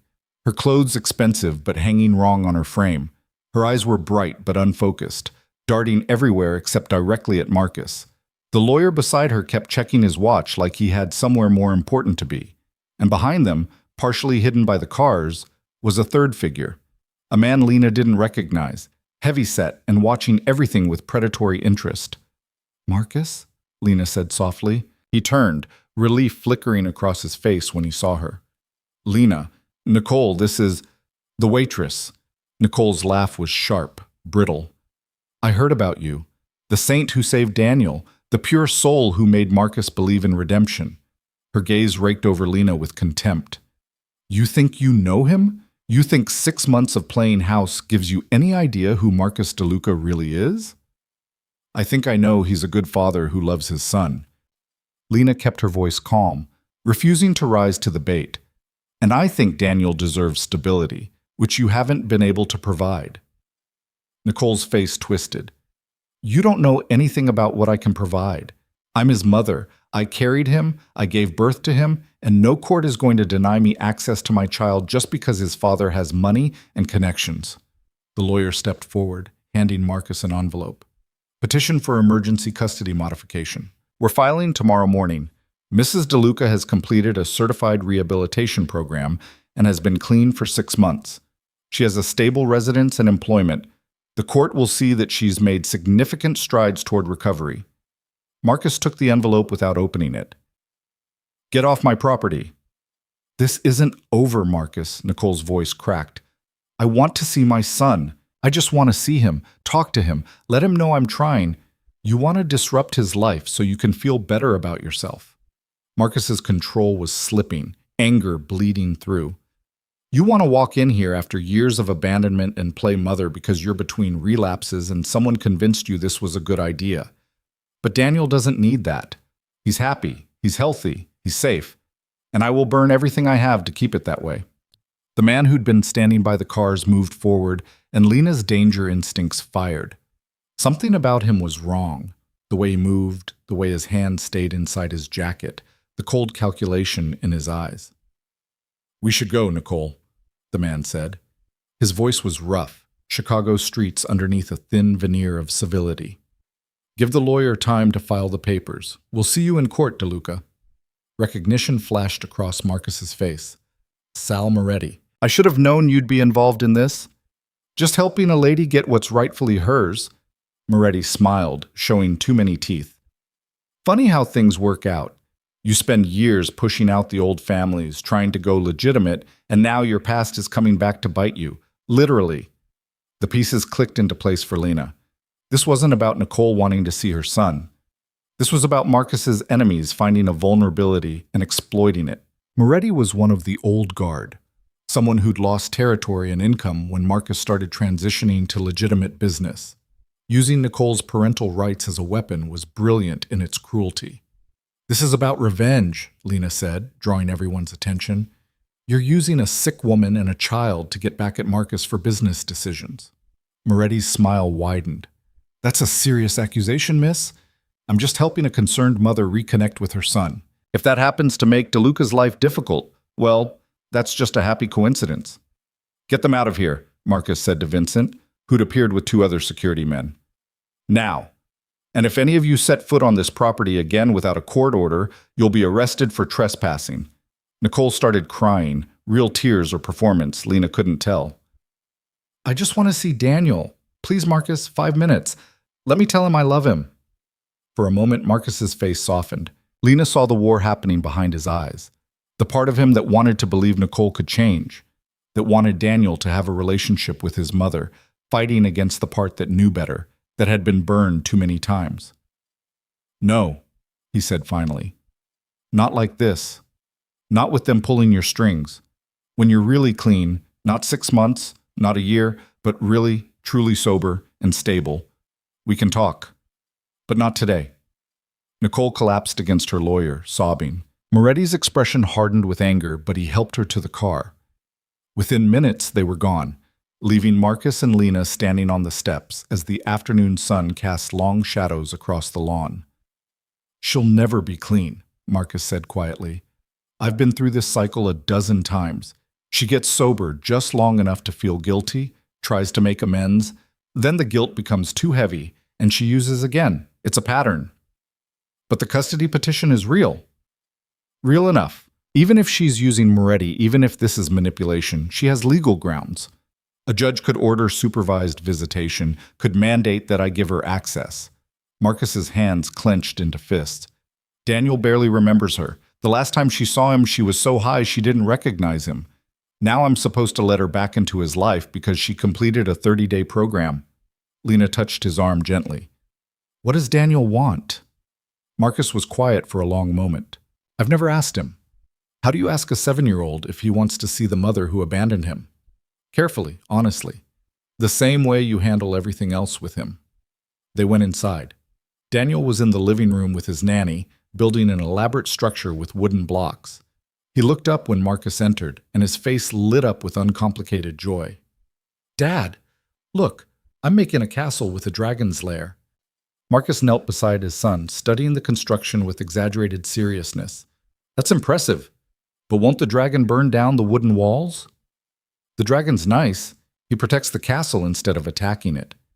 Something in Marcus's expression cracked. He pulled Daniel into a hug, holding him tight enough that the boy squirmed. "Dad, you're squishing me." "Sorry, I just love you very much." "I love you too. Can Lena see my castle?" Lena came over, admired the architecture, helped add a tower for the dragon to sleep in. She watched Marcus with his son and saw the tenderness there, the fierce protectiveness, the willingness to destroy anyone who threatened this child's happiness. Later, after Daniel was in bed, Marcus poured them both whiskey in his study, and they sat in comfortable silence, processing the day's chaos. Moretti's going to push this, Marcus said finally. He'll make sure Nicole has the best lawyers, the best documentation, the best chance of getting access to Daniel. Not because he cares about her or my son, but because it hurts me. Because every custody hearing, every supervised visit, every disruption to Daniel's routine is a victory for him. Then we need to make sure he doesn't win. We? Marcus looked at her. This isn't your fight, Lena. Yes, it is. You made Emma's medical crisis your fight. You didn't hesitate, didn't calculate the cost, just helped because it was the right thing to do. Let me return the favor. Marcus set down his glass, stood, and moved to the window. You don't understand what you're offering. Going against Moretti means going against the old families, the people who think I betrayed everything my father built.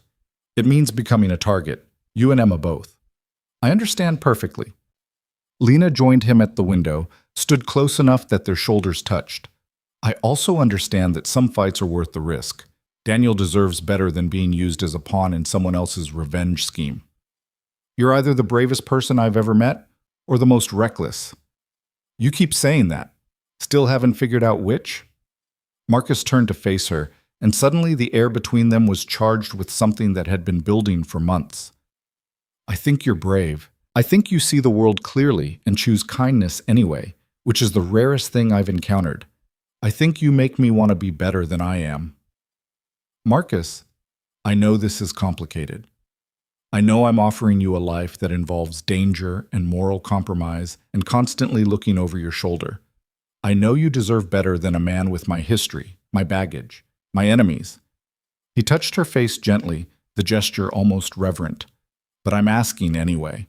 Not as your employer, not as someone you owe anything to, but as someone who's falling for you and doesn't know how to stop. Lena's breath caught.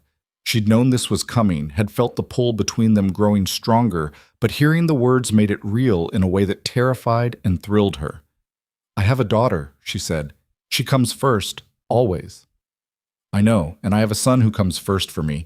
We understand that about each other. Your world is dangerous, yes, but I'm working to make it less so. Every legitimate business I build, every old connection I cut, every step toward something cleaner, that's me trying to create a future where Daniel can be proud of what I've built, where you and Emma could be part of that without constantly being at risk. That's a beautiful dream, Marcus. But dreams don't stop bullets or legal battles or enemies who want revenge. No, but they give us something to fight for. He stepped closer, close enough that Lena could feel the warmth of him, smell the whiskey on his breath. I'm not asking you to decide right now. I'm just asking you to consider the possibility that maybe we could build something together, something good despite everything working against us. Lena looked up at him, this man who'd entered her life on the worst night and somehow become essential. I'm scared, she whispered. Good. Fear means you're paying attention, but don't let it make your decisions. He kissed her then, soft and careful, giving her every chance to pull away. Lena didn't pull away. She leaned into it, into him, into the possibility of something she'd stopped believing she deserved. When they finally separated, Marcus rested his forehead against hers. Stay tonight. Not for anything except company. I don't want to be alone after today. Emma's with Mrs. Chen until tomorrow afternoon. Then stay.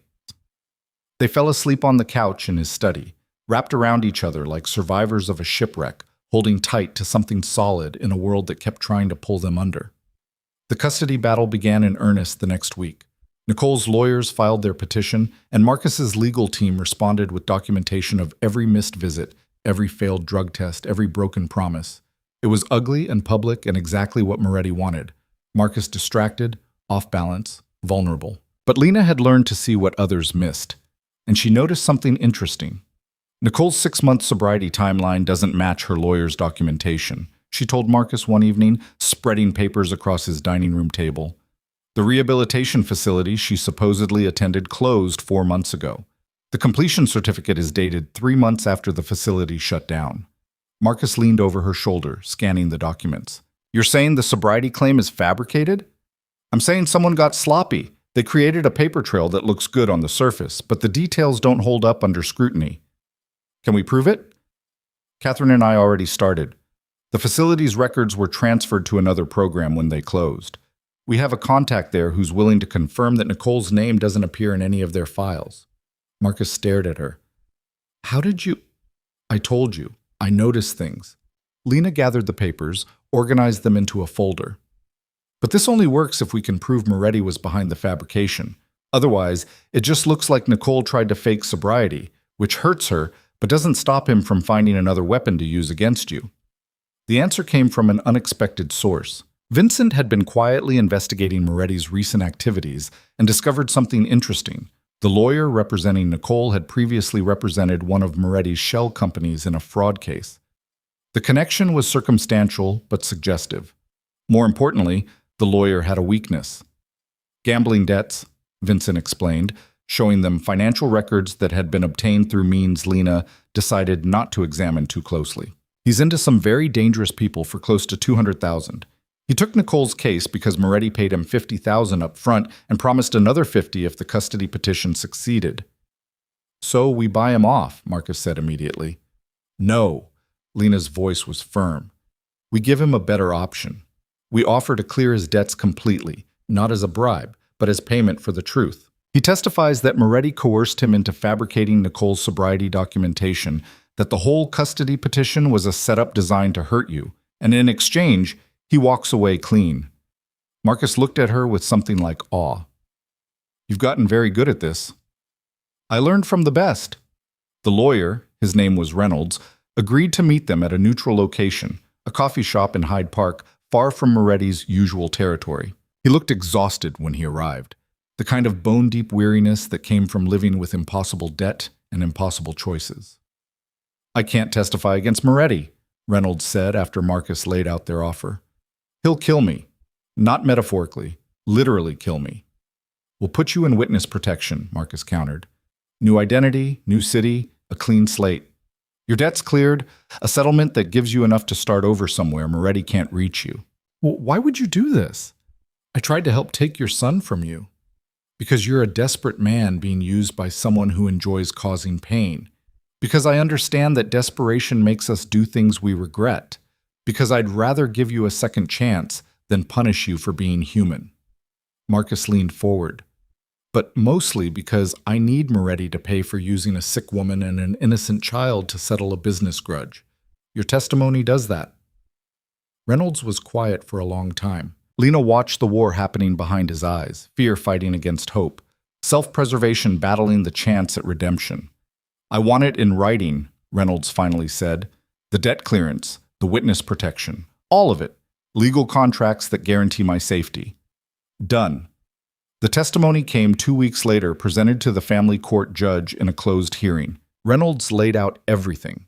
Moretti's involvement, the fabricated sobriety documents, the $100,000 in payments designed to make Nicole's petition look legitimate. The judge was not amused. Nicole, confronted with the evidence, broke down completely. It turned out she hadn't even known the documents were fake. Moretti's people had handled everything, told her it was all legitimate, used her genuine desire to see Daniel as cover for their scheme. I just wanted to tell him, I'm sorry, Nicole sobbed in the courthouse hallway after the judge dismissed her petition. I know I'm a terrible mother. I know I don't deserve him. I just wanted him to know that I think about him every day, that I wish I could be what he needs. Marcus's face was stone, but Lena saw the pain underneath. Nicole, you need real help, not a 30-day program, not fake documentation, but actual sustained treatment. If you ever really get clean, if you ever really do the work, we can talk about supervised visits. But not before. Daniel deserves better than the chaos you bring. I know. Nicole wiped her eyes, and for a moment Lena saw the woman she must have been before addiction consumed her. Take care of him. And Marcus, I'm sorry. For all of it. She walked away, escorted by her new lawyer, a public defender who'd replaced Reynolds when the truth came out. Lena felt unexpected sympathy for her. Nicole was a victim too, just of different circumstances and different choices. But Moretti was still a problem. The custody battle had failed, but he had other weapons. Over the next month, 3 of Marcus's restaurants failed health inspections that were clearly fabricated. 2 of his shipping contracts mysteriously evaporated. A warehouse fire destroyed $250,000 in legitimate inventory, and while arson couldn't be proved, everyone knew who was responsible. He's escalating, Catherine warned during a strategy meeting. Moretti thought the custody play would destroy you emotionally and legally. Now that it failed, he's going after your business directly. Let him try, Marcus said. His voice was calm, but Lena heard the steel underneath. Every attack makes him more visible, more vulnerable. We document everything, build a case, and when the time is right, we end this permanently. How? Lena asked. Marcus's smile was cold. By giving the federal prosecutors something they want more than me. Moretti's been running illegal gambling operations for 30 years. He has connections to drug trafficking, money laundering, political corruption. If I hand them Moretti on a platter, they forget about their interest in my past activities. Everybody wins except Sal. It was ruthless. It was calculated. It was exactly the kind of move that Marcus's father would have made. But Lena saw the difference. The old Marcus DeLuca would have handled this with violence, would have sent men to make Moretti disappear, would have solved problems with bullets and fear. This Marcus was using the system, was building legal cases, was trying to end threats without adding to the body count. I'll help, Lena said. Whatever you need. Over the next 6 weeks, they built the case against Moretti. Lena attended parties where she overheard conversations about illegal betting. Vincent documented cash transfers and suspicious meetings. Catherine used her social connections to identify Moretti's political allies and their vulnerabilities. They assembled a web of evidence that connected Moretti to a dozen illegal operations, then handed it to the FBI agent who'd been investigating Marcus. The irony wasn't lost on anyone. You're giving us Sal Moretti? The agent, a woman named Chen who'd been dogging Marcus for 2 years, looked skeptical. What's the catch? No catch. Moretti came after my family. This is me ending that threat using legal channels instead of the alternatives my father would have chosen. Marcus pushed a thick folder across the table. Everything you need is in there. Witness statements, financial records, documentation of at least 15 separate criminal enterprises. You arrest Moretti, you close a dozen cases that have been open for years. Agent Chen opened the folder, scanned the contents, and her eyes widened. This is solid. This is actually prosecutable. I know. Do we have a deal? Meaning what? You give us Moretti, and we forget about investigating your operations? Meaning you acknowledge that I've been transitioning to completely legitimate business for the past 3 years. Meaning you recognize that I'm helping you do your job. Meaning we stop being enemies and start being allies in cleaning up this city. Marcus leaned back. I'm not asking you to ignore crimes. I'm asking you to see that I'm trying to be part of the solution. Agent Chen studied him for a long moment. Then she extended her hand. Deal. But DeLuca, if I find out you're playing me, if any of this information is fabricated or designed to mislead, the deal's off and I come after you twice as hard. Understood. The arrest happened 3 days later. Federal agents hit 4 of Moretti's properties simultaneously, seizing records, freezing assets, taking into custody a dozen of his top associates. Moretti himself was arrested at his home in Oak Park, led away in handcuffs while news cameras captured everything. The fallout was spectacular. Politicians scrambled to distance themselves from Moretti. Business associates claimed they'd never known about his illegal activities. The old families that had supported him suddenly developed amnesia about their connections.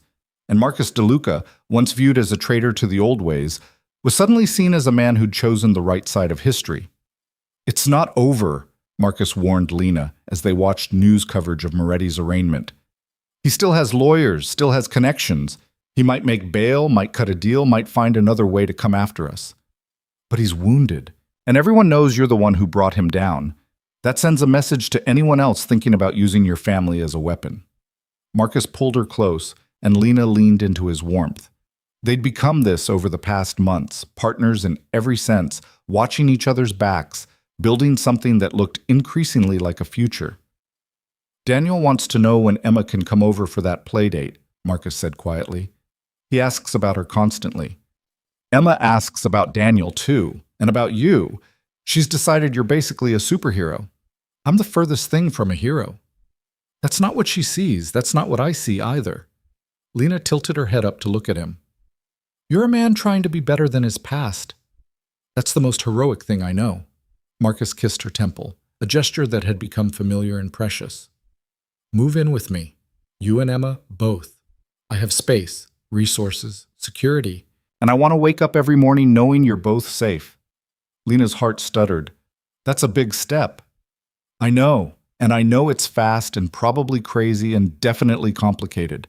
But I'm tired of wasting time. I'm tired of pretending this is just business or just convenience. I love you, Lena Brooks. I love your courage and your kindness and the way you see the world. And I love Emma like she's already mine, so move in. Let me be part of your life in all the ways that matter. Tears pricked Lena's eyes. I love you too. I think I have since that night in the warehouse when you dropped to your knees for your son. When you showed me that powerful men could also be devoted fathers. Is that a yes? That's a yes.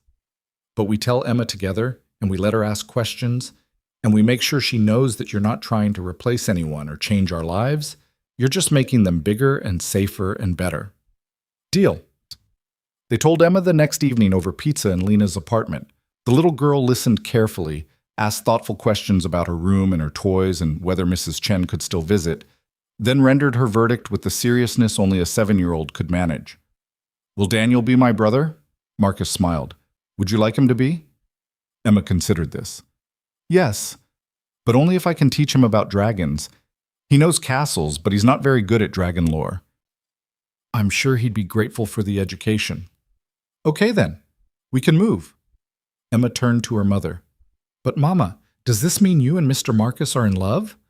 Lena glanced at Marcus, saw him waiting for her answer with the same careful hope that Daniel probably used when asking for extra dessert. Yes, baby, we're in love. Emma nodded sagely. I thought so. You smile different when he's around.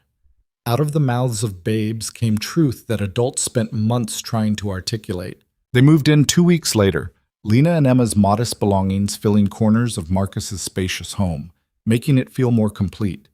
The children bonded over shared trauma and resilience, becoming siblings in all the ways that mattered. Mrs. Chen visited regularly, delighted to find her favorite little girl thriving in a house with a yard and security, and 2 parents who clearly adored her. The night after they moved in, after the children were asleep and the house was quiet, Marcus found Lena on the back patio looking up at Chicago's light-polluted sky. Regrets? He asked, settling beside her. Not even one. You? Only that I didn't chase you down that rainy night and tell you then what I know now, that you were going to change my life completely. Lena laughed softly. I was a broke waitress returning $3,000. How could you possibly have known? Because only an extraordinary person makes that choice. Everything else was just details waiting to unfold. They sat in comfortable silence, 2 people who'd found each other in chaos and built something resembling peace. Outside the walls of Marcus's home, Chicago hummed with its usual mix of beauty and danger. But inside, for now, everything was safe and warm and right. Tomorrow came sooner than expected, wearing the face of Marcus's greatest fear. It started with a phone call at 3 in the morning, the kind that never brought good news. Lena woke to Marcus sitting on the edge of the bed, his phone pressed to his ear, his entire body rigid with tension. When? His voice was deadly calm. How many? No, don't move, Daniel. I'm coming to you. He ended the call and stood, already reaching for clothes. Lena sat up, her heart hammering. What's wrong? Moretti made bail, and he just sent a message. Marcus's face was carved from stone. 3 of my businesses were hit tonight. Coordinated attacks, fires, vandalism, threats to employees. No one was hurt, but the message is clear. He's coming for everything I have. What about Daniel? He's with my mother in Wisconsin. I'm sending Vincent and a full security team. Moretti won't touch him. Marcus pulled on his shirt, his movements sharp and controlled. But you and Emma need to leave Chicago. Today. I have a house in Montana completely off the grid. You'll be safe there until this is resolved. No. Lena stood, moved to face him. We're not running. Lena, this isn't a negotiation. Moretti's out of options. His arrest destroyed his reputation, cost him millions in seized assets, turned his allies against him. He has nothing left to lose, which makes him more dangerous than ever. I won't risk you and Emma, and I won't abandon you when you need us most. Lena took his hands, forced him to meet her eyes. You told me once that you wanted Daniel to inherit something he could be proud of. How do you think he'll feel if his father sends away the people he loves every time things get dangerous? What does that teach him about family? Marcus's jaw tightened. It teaches him that I keep the people I love alive. It teaches him that love means running when things get hard. That family is conditional, that safety matters more than standing together. Lena moved closer. I'm not naive, Marcus. I know this is dangerous. But we've been building something here. You, me, Emma, Daniel, a real family. And families don't scatter at the first sign of trouble. This isn't the first sign. It's the storm. Then we weather it together. They stared at each other, wills clashing, until finally Marcus closed his eyes and pulled her against his chest. You're going to give me a heart attack. That's fair. You've given me several. Despite everything, Marcus laughed, a short, sharp sound that held more stress than humor. If you're staying, we do this my way. Enhanced security, no going anywhere without Vincent, and you follow every protocol exactly as I lay it out. Agreed? Agreed. The house became a fortress. Security personnel rotated in 12-hour shifts. Cameras covered every angle. The children weren't allowed outside without 3 guards present. It was suffocating and necessary and terrifying. Emma handled it better than Lena expected. She'd lived through her mother's medical debt crisis, had learned early that sometimes life got scary and you just had to be brave. Daniel, having survived his own kidnapping, understood on a bone-deep level why the rules existed. We're like a castle under siege, he explained to Emma one afternoon as they colored at the kitchen table under Catherine's watchful eye. The dragon is circling, but the walls are strong. When do the walls stop being strong enough? Emma asked, with the brutal honesty of children. Daniel considered this seriously. When we forget why we're protecting the castle, but as long as we remember that we're protecting each other, the walls stay strong. My dad told me that. Lena, listening from the doorway, felt her throat tighten. These children had seen too much, understood too much. But they were also resilient in ways that gave her hope. The attacks continued for a week. Small, strategic strikes designed to bleed Marcus's resources and test his defenses. A shipment hijacked. A restaurant firebombed. Employees threatened. Each incident carefully calculated to cause maximum disruption without triggering a full law enforcement response. He's trying to draw me out, Marcus said during a late-night strategy session with his core team. He wants me angry, wants me to make a mistake, wants me to revert to the old ways so he can claim self-defense when he comes after my family. So we don't give him what he wants, Lena said. She'd been studying Moretti's pattern, looking for the details everyone else missed. Every attack has been against property or business interests. He's avoided direct confrontation. Why? Vincent spoke up. Because he's building a case. If he can prove Marcus started the violence, if he can claim he was just defending himself against a rival crime boss, it gives him leverage with the prosecutors. Maybe even gets his charges reduced. Exactly. So we document everything, we maintain the moral high ground, and we make sure that when this ends, Moretti's the only one who looks like the aggressor. Lena pulled out her tablet, showed them the timeline she'd constructed. But there's something else. Look at the targets. They're all businesses that Marcus has already transitioned to completely legitimate operations.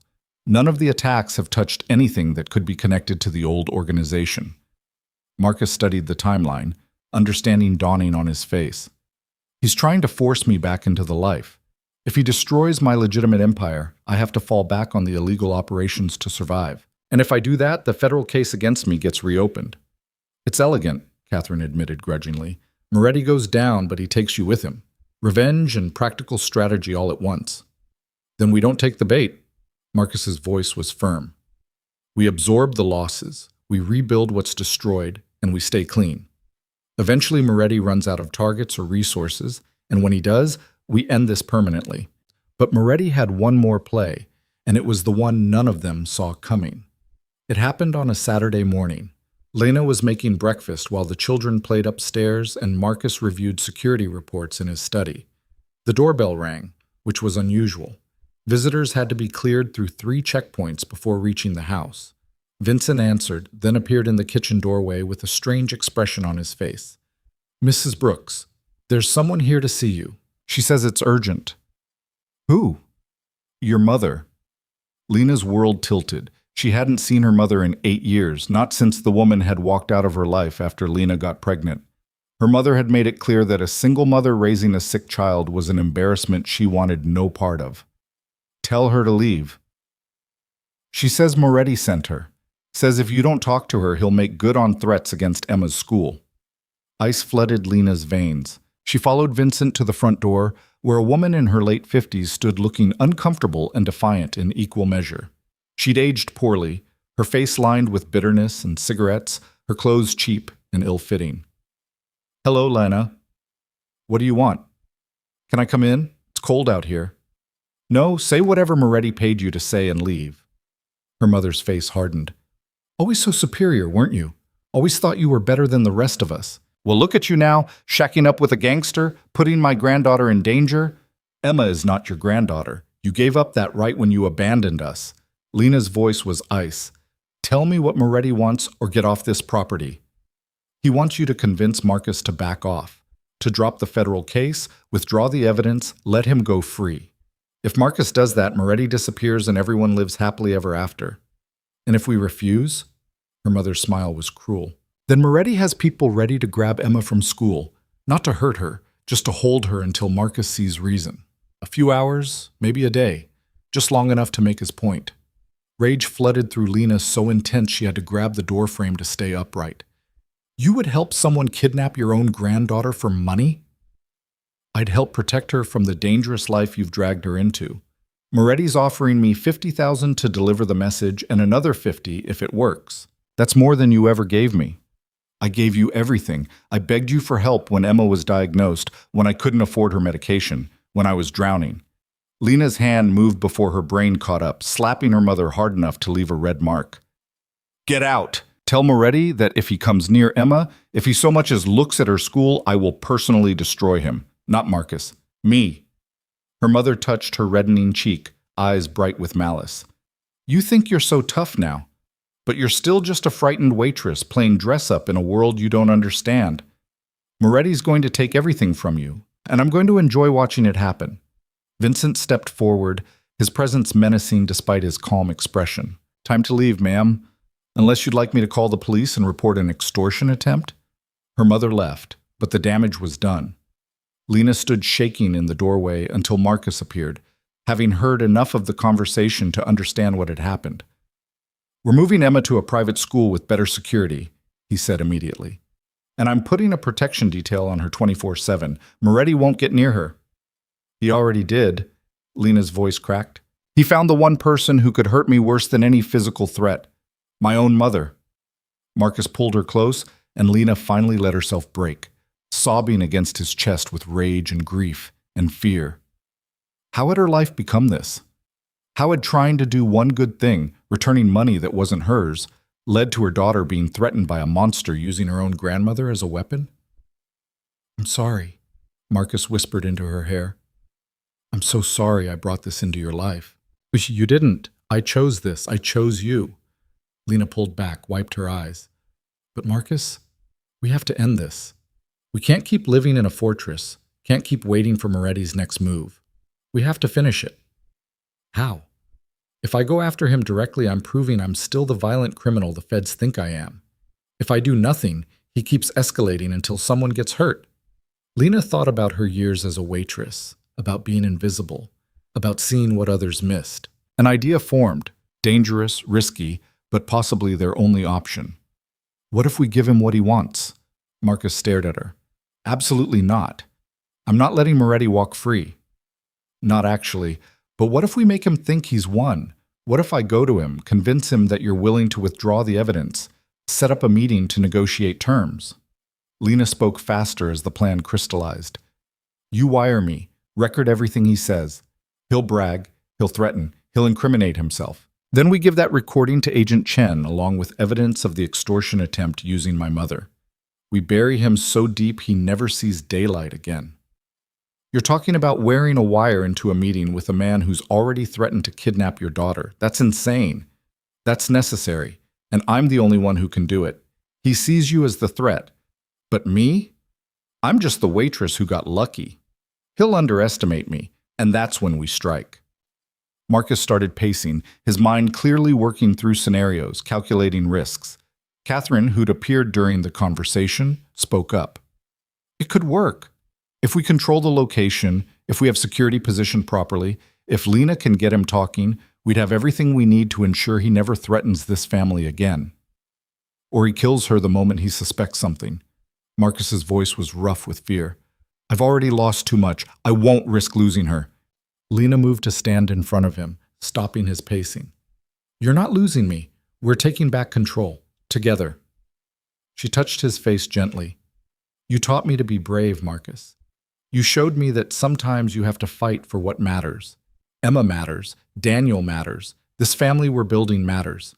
And I will not let Sal Moretti destroy it. The setup took 3 days. Agent Chen agreed to the plan reluctantly, providing Lena with a wire so small and sophisticated it was virtually undetectable. Vincent selected the location, a restaurant Marcus owned that had been closed for renovations, allowing them to position agents and security throughout the building without arousing suspicion. Lena's mother delivered the message that Marcus was willing to negotiate, and Moretti agreed to meet. The day of the meeting, Lena stood in Marcus's bedroom getting ready while he hovered like an anxious parent. You don't have to do this, he said for the 100th time. We can find another way. There is no other way. You know that. Lena checked her appearance in the mirror, professional but not threatening, successful but not intimidating. The wire was taped to her ribcage, invisible under her blouse. I'll be fine. Vincent and Agent Chen's team will be right outside, and you'll be listening to everything. That's what terrifies me. I'll have to listen to him threaten you and not be able to intervene without blowing the operation. Lena turned to face him. Then trust me to handle it. Trust that I'm stronger than I look. Trust that the invisible waitress knows how to navigate dangerous situations because I've been doing it my whole life. Marcus pulled her close, kissed her with desperate intensity. If anything happens to you, it won't. We're ending this today, and then we're going to have that normal, boring life we've been dreaming about. The restaurant was in a quiet neighborhood, its windows covered with renovation permits. Lena arrived exactly on time, her heart pounding but her hands steady. Moretti was already there, sitting at a table in the empty dining room with 2 of his men flanking him. He looked smaller than she'd expected. Prison and legal troubles had worn him down, made him look older than his 50-something years. But his eyes were still sharp, still calculating, still dangerous. Mrs. Brooks, thank you for coming. Moretti gestured to the chair across from him. I hope your mother delivered my message clearly. She did. And I'm here to tell you that Marcus is willing to negotiate. Lena sat, crossed her legs, projected confidence she didn't entirely feel. But I need to understand exactly what you want. Simple. Marcus withdraws the evidence he gave to the FBI. He tells them it was all fabricated, that he was trying to frame me because of a business dispute. He makes me the victim instead of the villain. And in exchange, I leave Chicago. I leave him alone. Everyone moves on with their lives. Moretti leaned back. Of course, there's the matter of compensation for the damage he's done to my reputation and my business interests. I'm thinking 10 million covers it. Lena laughed, a sound that surprised everyone, including herself. 10 million to withdraw evidence and lie to federal prosecutors? That's a lot of money for something that makes Marcus look like a criminal. Then he shouldn't have come after me. Moretti's smile was cold. But let's be honest, Mrs. Brooks, we both know Marcus is a criminal. He's just better at hiding it than I am. This whole going legitimate act is just that, an act. He's his father's son, and eventually he'll revert to type. You don't know him at all. I know him better than you do. I knew his father, worked with him for 20 years. The DeLucas are predators, Mrs. Brooks. They dress it up in fancy suits and legitimate businesses, but underneath they're the same violent animals they've always been. Marcus just has you fooled into thinking otherwise. Is that why you sent my mother to threaten Emma? Because you think Marcus is the predator? Lena kept her voice steady, knowing every word was being recorded. Using a 7-year-old girl with a heart condition as leverage, that seems pretty predatory to me. Moretti's expression hardened. I did what was necessary to get Marcus's attention. Your daughter was never in real danger. She was threatened with kidnapping. A bluff. I would never actually hurt a child. But his eyes said otherwise, and Lena felt cold fear slide down her spine. So if Marcus pays you $10 million and withdraws the evidence, you'll leave us alone? You'll leave Emma alone? Of course. I'm a businessman, not a monster. Unlike Marcus, I keep my word. And if we refuse? Moretti leaned forward, all pretense of civility dropping away. Then I make good on every threat I've made. Your daughter disappears for a few days. Not hurt, just scared. Marcus's businesses burn. His son's school gets very interesting, threatening letters. Everyone you both love learns what it means to cross Sal Moretti. You're confessing to conspiracy to commit kidnapping, arson, extortion, and terroristic threats. Lena's voice was calm despite the fear racing through her. You understand that, right? Moretti's eyes narrowed. What are you? I'm the woman who's been recording every word you just said. Lena stood slowly. I'm the waitress who notices everything and forgets nothing. I'm the mother who will destroy anyone who threatens her child. And I'm the partner of a man who's trying to be better than his father, which means I won't let you drag him back into the darkness. Moretti lunged across the table, his hands reaching for her throat. Lena stumbled back as his guards moved, but before they could reach her, doors burst open from 3 directions simultaneously. FBI! Hands in the air! Agent Chen's team swarmed in, weapons drawn, shouting commands. Moretti was face down on the floor in seconds, his guards disarmed and cuffed. Marcus appeared through the kitchen entrance, Vincent and 2 security men flanking him, his face tight with barely controlled fury. You okay? He asked Lena, pulling her away from the chaos. I'm fine. Did you get everything? Every word, crystal clear. He's done. Agent Chen approached, holding an evidence bag with Lena's wire. That was either very brave or very stupid, Mrs. Brooks. I've been told there's not much difference. Lena's hand started shaking now that the adrenaline was fading. Is it enough? Enough? You got him confessing to conspiracy to commit kidnapping, extortion, and making terroristic threats, all while he's already under indictment for racketeering. The prosecutors are going to love you. Chen actually smiled. And for the record, you've got steel nerves. Ever consider a career in law enforcement? I think I've had enough excitement for one lifetime. Moretti was being led away in handcuffs, still shouting threats and curses. But they were empty now, the rage of a man who'd lost everything and knew it. Marcus kept his arm around Lena, holding her steady as they watched their enemy removed from their lives.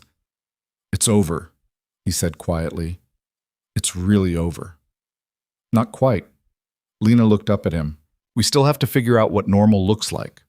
They discovered what normal looked like over the following months. It looked like Emma and Daniel becoming inseparable, their bond forged in shared trauma and strengthened by genuine affection. It looked like Lena transitioning from Marcus's consultant to chief operating officer of his legitimate business empire, her talent for observation and strategy proving invaluable. It looked like Sunday dinners with extended family that now included Catherine and Vincent, chosen family bound by loyalty rather than blood. It looked like Marcus and Lena standing before a small gathering of friends and family on a summer afternoon exchanging vows that promise partnership in all things, forever. You saved my life, Marcus said during his vows, his voice steady despite the emotion in his eyes. Not just in the warehouse, but every day since. You believed I could be better than my past. You showed me that redemption wasn't just possible, it was worth fighting for. You gave me a family I actually deserve. Lena's turn. You saw me when I was invisible. You trusted me when I was just a broke waitress with nothing to offer. You loved Emma like she was yours before we were even together. You showed me that courage isn't the absence of fear. It's choosing to do what's right despite being terrified. Her voice caught. You gave me a future I'd stopped believing in. The kiss was witnessed by 2 7-year-olds who cheered, by Catherine, who dabbed at tears she'd deny later, by Vincent, who smiled his rare smile, and by friends who'd watched this unlikely love story unfold against all odds. The reception was held in Marcus's backyard, which Lena had transformed with flowers and lights, and all the touches of home that had been missing from his life. Emma and Daniel served as ring bearers, taking their duties with the utmost seriousness. Agent Chen even made an appearance, bringing congratulations, and the news that Moretti had just accepted a plea deal for 25 years. You're free, Chen told Marcus quietly. The investigation into your past activities is officially closed. As far as the federal government is concerned, you're exactly what you appear to be. A legitimate businessman who helped us take down a major criminal enterprise. Thank you. Don't thank me. Thank your wife. She's got more courage than half my field agents. Chen smiled. And if she ever gets bored of the corporate world, she's got a standing job offer with the Bureau. As the celebration continued around them, Marcus found Lena standing by the garden, looking out at their assembled loved ones with something like wonder on her face. Regrets? He asked, echoing the question from months ago. Not even one. You? Only that I didn't chase you down sooner. Marcus wrapped his arms around her from behind. But then again, maybe we found each other exactly when we were supposed to, when we were both ready to be brave enough to build something new. Lena leaned back against him, watching Emma and Daniel play with other children, their laughter bright and uncomplicated. You know what the best part is?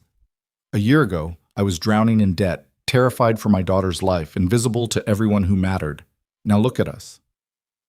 Now you're married to a reformed crime boss with enemies who will probably resurface eventually, with more responsibility than you ever wanted, still dealing with Emma's medical needs.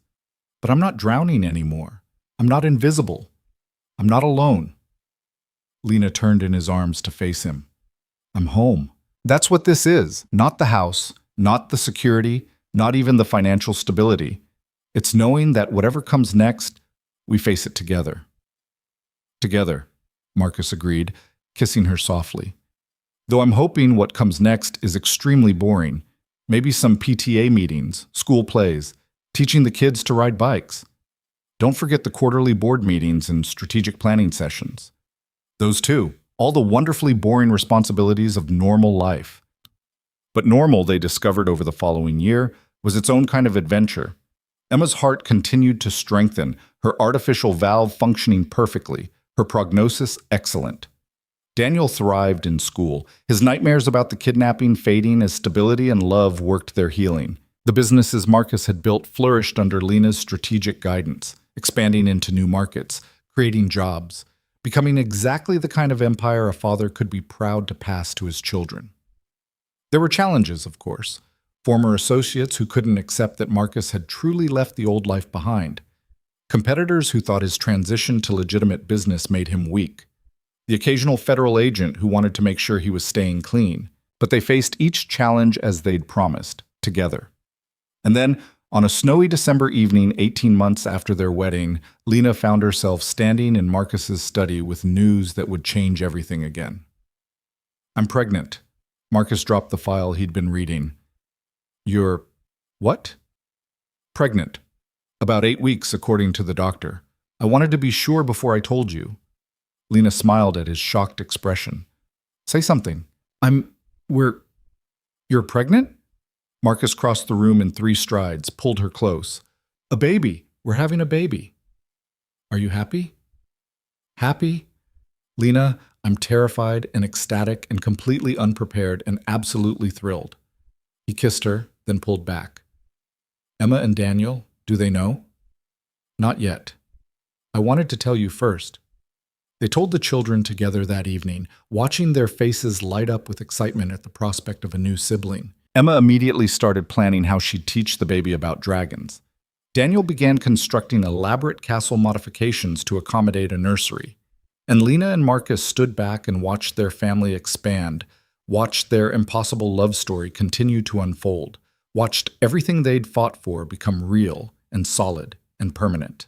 On a spring afternoon 9 months later, they welcomed a daughter, Sophia Grace DeLuca, healthy and perfect and loved before she even drew her first breath. Emma and Daniel took turns holding her with exaggerated care, already fierce protectors of their baby sister. Lena, exhausted and happy, watched her husband cradle their newborn daughter with the same tenderness he'd shown holding Daniel in that warehouse, the same devotion he'd shown when Emma came home from her surgery. 3 children now, binding them together in ways that went beyond legal documents or spoken vows. What are you thinking? Marcus asked, catching her watching him. I'm thinking about that night. The rain, the money, the choice I made. Lena smiled. If someone had told me then where that choice would lead, I never would have believed them. Would you have made it anyway? Knowing everything that would come after, the danger, the fear, all of it? Lena looked at Emma reading to Daniel in the corner, at Sophia sleeping peacefully in her father's arms, at the life they'd built from courage and trust and the willingness to believe in second chances. Every single time, she said, I'd make that choice every single time. Because that was the truth Lena had learned in her journey from invisible waitress to beloved wife, from desperate mother to powerful partner, from woman running from poverty to woman running toward purpose. Sometimes the smallest choices carried the biggest consequences. Sometimes doing the right thing when no one was watching changed everything. Sometimes love found you in the most unexpected places and asked you to be braver than you knew you could be. And sometimes, if you were very lucky, choosing integrity over survival led you home. The story ended where it began, not with power or violence or the weight of impossible decisions, but with one simple truth. Lena Brooks had chased a stranger through the rain to return money she desperately needed, and that choice had saved 2 families, built an empire, and created a love that could weather any storm. She'd been invisible once, but she'd chosen to see what others missed, to act when others would have stayed silent, to be brave when being safe would have been easier. And that choice, that one moment of courage on a rainy Chicago night, had transformed her destiny forever. Years later, when Emma and Daniel and Sophia asked about how their family came to be, Lena would tell them this story, about a waitress who noticed things, about a father desperate to save his son, about $3,000 that became the foundation of everything they'd built. But most of all, she'd tell them about the moment she chose integrity over survival.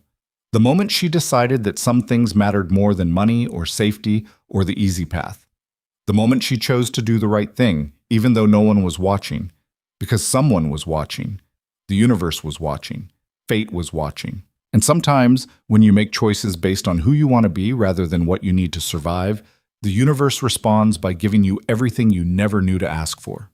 That was Lena's truth. That was her story. That was the lesson she'd carry forward and pass to her children. That courage matters. That integrity matters. That the choices we make when no one's looking define us more than anything we do in the spotlight. The rain had stopped long ago. The danger had passed. The struggles that once defined her life had transformed into challenges she could handle, supported by a partner who loved her, children who needed her, and a future bright with possibility. Lena Brooks had found her happy ending. Not through luck or fate or the kindness of strangers, but through her own courage, her own choices, her own unwavering commitment to being the kind of person who did the right thing even when it cost everything. And that made all the difference.